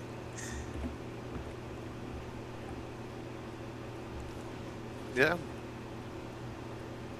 And you know, just the also the horror of it. It's you know, it's learning more and more each you know timeline it jumps through of like, okay, how do I stop that from happening next time? It's again kind of ridiculous, but I liked it like conceptually. Yeah. Like it's. I don't actually remember seeing any sci-fi movies that had that specific hook with skull thing. But it's something you could absolutely see in a schlocky, low-budget sci-fi, you know? Oh yeah. Like that's the horrible twist ending is this has happened before and it's going to happen again. Yeah. Also, real quick, I want to talk about the game and the fact that, James, did you go through like three basically arena battles in that earlier section, like in the same factory? Yep. Why did they do that? It wasn't like waves, right? Like you had to go do stuff before more guys spawned in, right? Yeah. What was up with that? Who designed it? Why?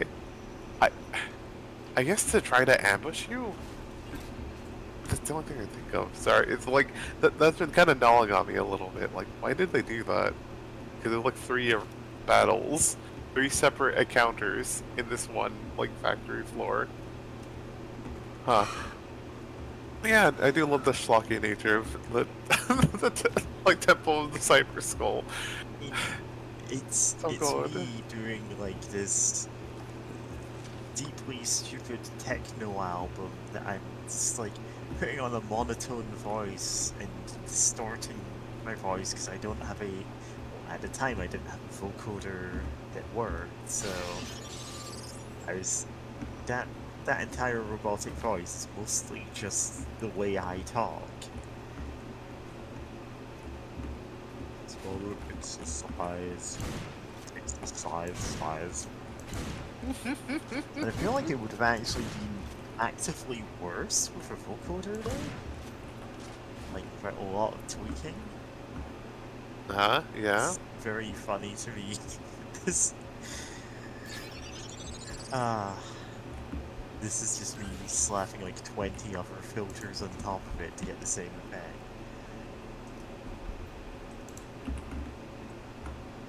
Yeah.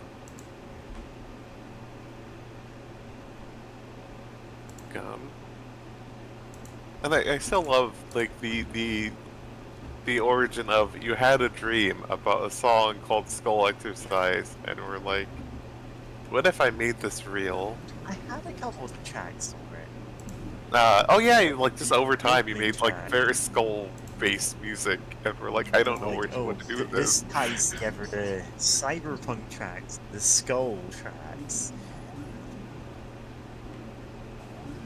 Like, yeah, okay, I can make this work. Good choice. Resources granted. Now we need a way to work in turn into a ball in an album. I've still not found anything where that fits. It's gonna go on the same kind of album as What Is My Skeleton Doing? Yeah. Because they're short, silly tracks with like one inherent weird thing about them. Yeah. What is my skull doing? Your skeleton doing? My skeleton. Yeah, the thing about that one is it was all Christmas self-help. Well, Yeah. Just running along the catwalk up here. it's a crane. Oh, it's a crane. Okay.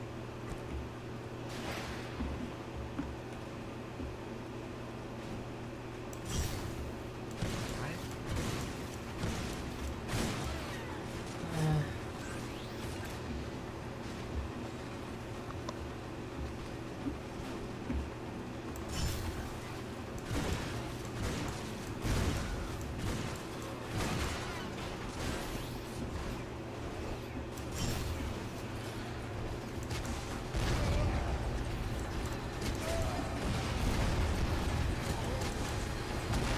I haven't did have Technopia ready long before strength now.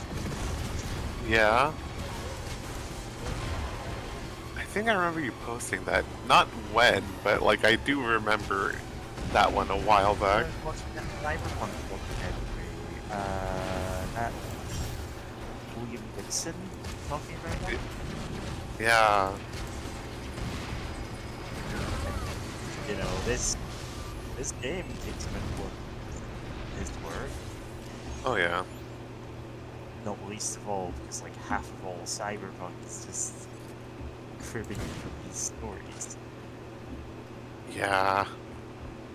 like all Cyberpunk is derived from it in some way. I'm just saying Happiness straight up taking that and changing nothing. Yeah. Straight up.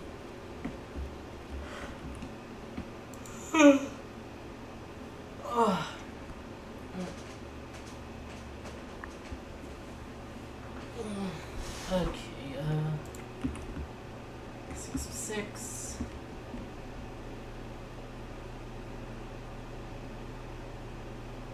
No, do you wanna? I feel like some streaming. No, we're Or not that point yet. okay, it's just you're lovely on it. I think after I'm finished with this level, yeah. Yeah, that's fair.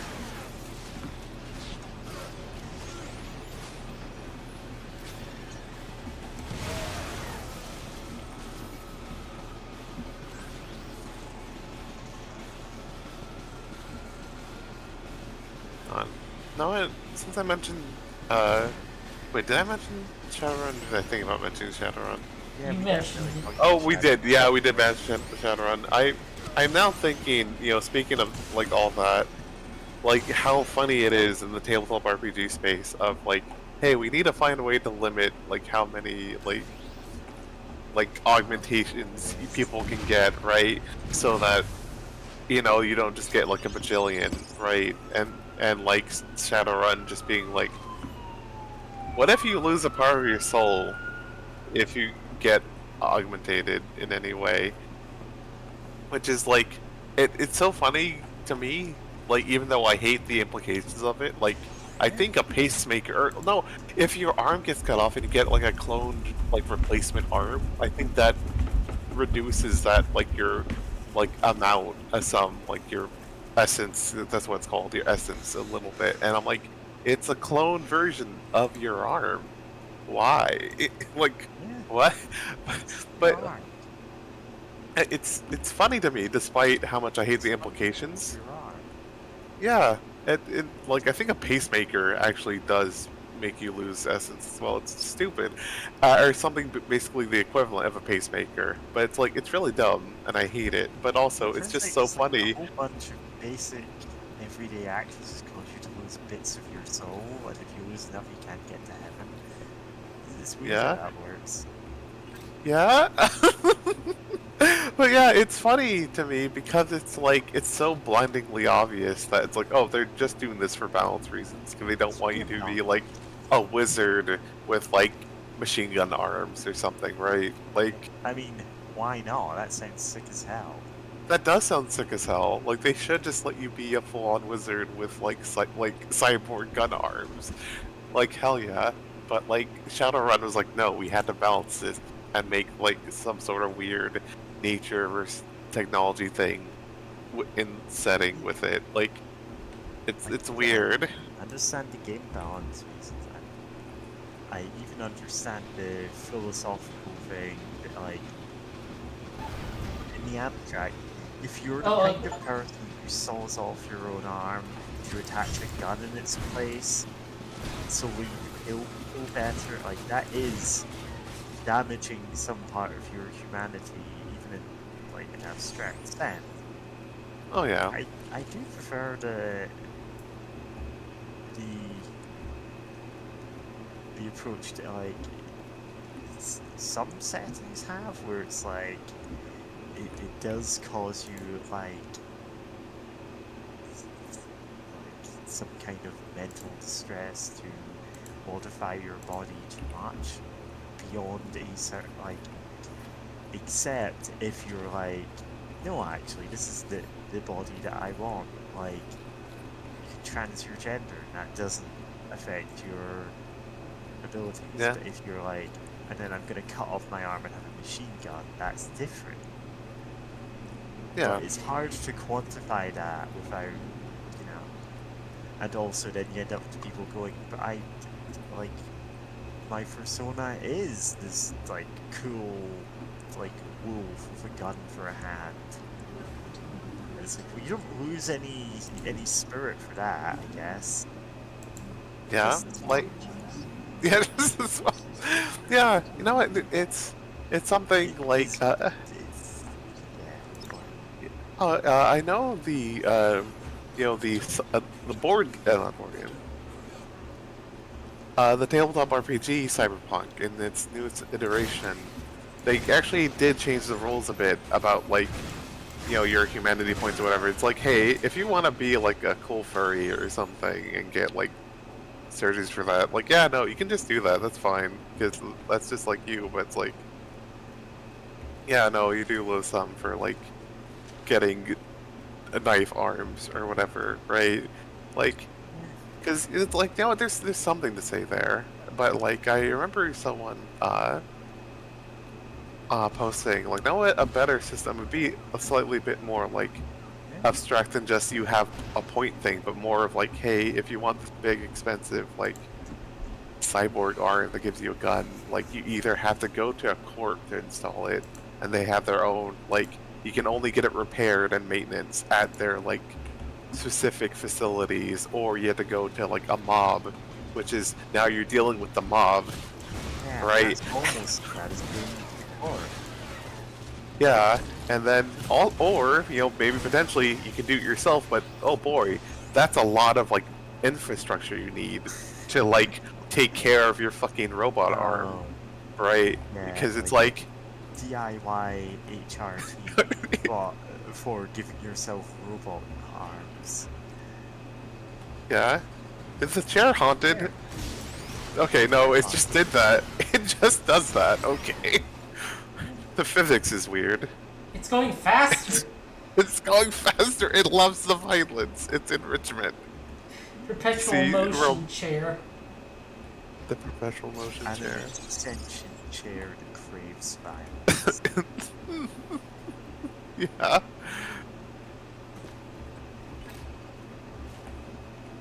Now that chair's getting in on it. Oh no, it's spreading. It's like Ice 9. Once one chair does it, the other chairs are gonna start doing it too. Which, shout out to the Zero Escape games for introducing me to that stupid fucking sci-fi thing of just like a formulation of like water that just freezes at like room temperature, but it's like the same chemical composition. It's just there's like something slightly different about the structure or whatever that enables this. But then like other like water starts turning into Ice 9. And it's like, oh no. I wonder It's if like that it keeps is. starting. I wonder if that is a deliberate reference to 8-Bit Theater, which had like, Reverse that. yep. Reverse that. I think Ice 9's from an older sci-fi novel. From a much older source than that, James. So Oh. reverse that. 8-Bit Theater referenced Ice 9. Okay. Ice 9 is a fictional material that first appears in Kurt Vonnegut's 1963 novel Cat's Cradle. Ah. Out and editing it first appears in 8-Bit Theater. Inspired by the name of a spell in 8-Bit Theater, Kurt Vonnegut named his novel... Polymorph, yeah. Okay.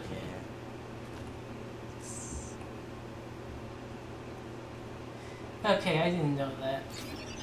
Yeah, that's fair. Sorry, it's just like you're going down that path. I'm like, wait, no, this is something stupid. It's like old.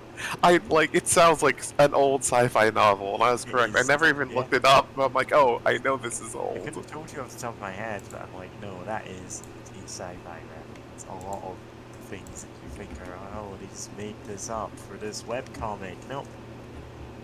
Or anime.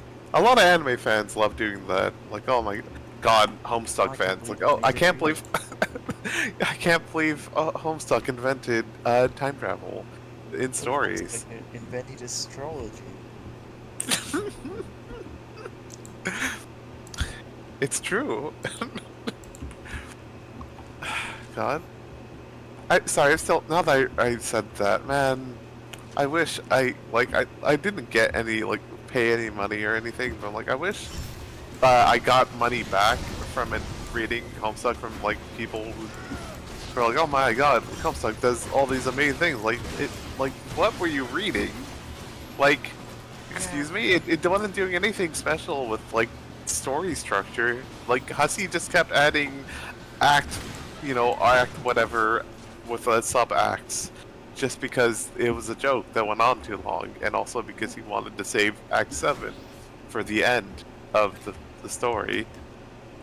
So he just kind of like Act 6, and also so that he can have the bit of Act 6, Act 6, Act 6, right? Like, that was it. They wasn't doing anything special with that. Free.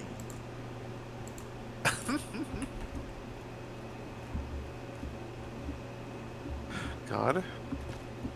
Yeah. Still wild to me, actually, now thinking about it, that we never got a Half-Life. Like, right? Like...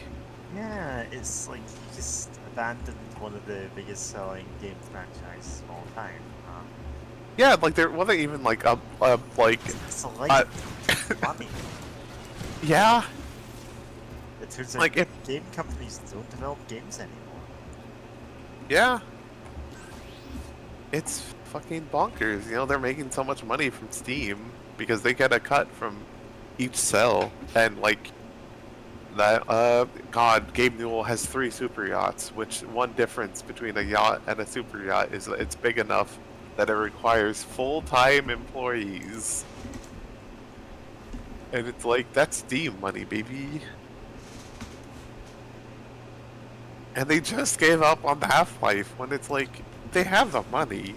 Like, they've had the time. They have the money, they have the manpower. It's more profitable for them to invest only in Steam. Yeah. They came out with that one small game that was like mostly a test for like some graphic thing. I remember years ago, like Alien Swarm? I think that was what it's called. Something like that. But like that's kinda... Oh yeah, and Half-Life Alyx. Which is Half-Life, yeah. What's the joke gonna say? Oh yeah, Half-Life 2 Act -1. Cause it's like before Gordon shows up, right? Like it's just sort of like a prequel, but in like the future part of the game, or of the, like years later part. Cleveland's class act. I kind of want to say Bard, right? Because the whole kind of idea of like he was just a regular guy, but then like we put him in this stressful situation and he became sicko mode. And but he never stopped being sicko mode. He just kept doing it. They made a scientist so good at murder. But it's definitely Bard. But like, I don't know about the aspect part yet. It's Like funny, hope? Because he does bring hope to people, right? Like they call him the free man, right? Like in the dystopian future with the Combine rule everything, right? Like he does bring hope to people. Like that's something there, right? Then again, I remember there's a whole weirdness with the class specs of like what did like an extra little thing on top for some of them, right? Some of the classes like invert or like otherwise change what the aspect actually means. So it becomes a whole mess there. It's also, Yeah, I kind of forgot. Oh yeah, sorry. it's also funny that you picked Bard for Gordon Freeman.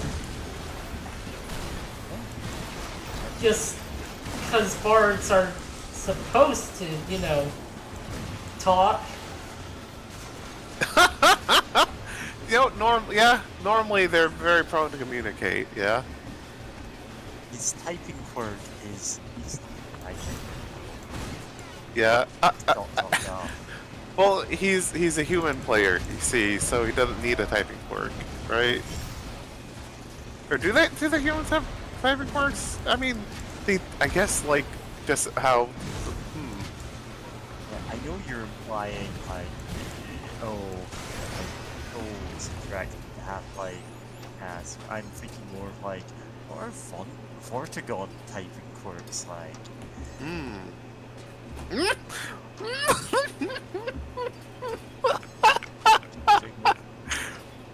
Yeah. Awesome jiggle. Mention this deep into the cyberpunk facility, the laws of physics are beginning to break down. It is a sign that a superior AI is manipulating it.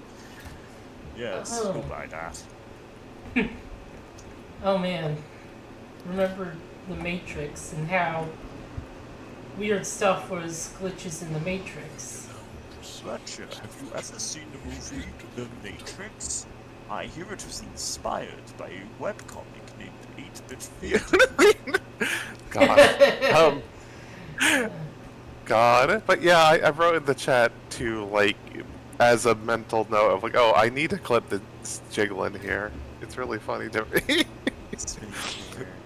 Oh yeah, I'll find spinning chair like before as well. God.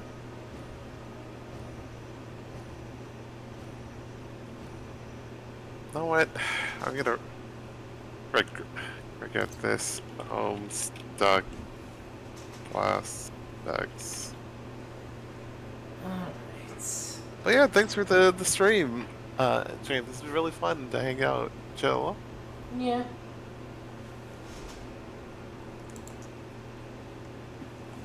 We're pretty much halfway done with the game. Well, Wow. join us for the second and last part set. That's Yeah, hopefully. But yeah, I hope you all enjoyed and see you next time. ciao. Bye.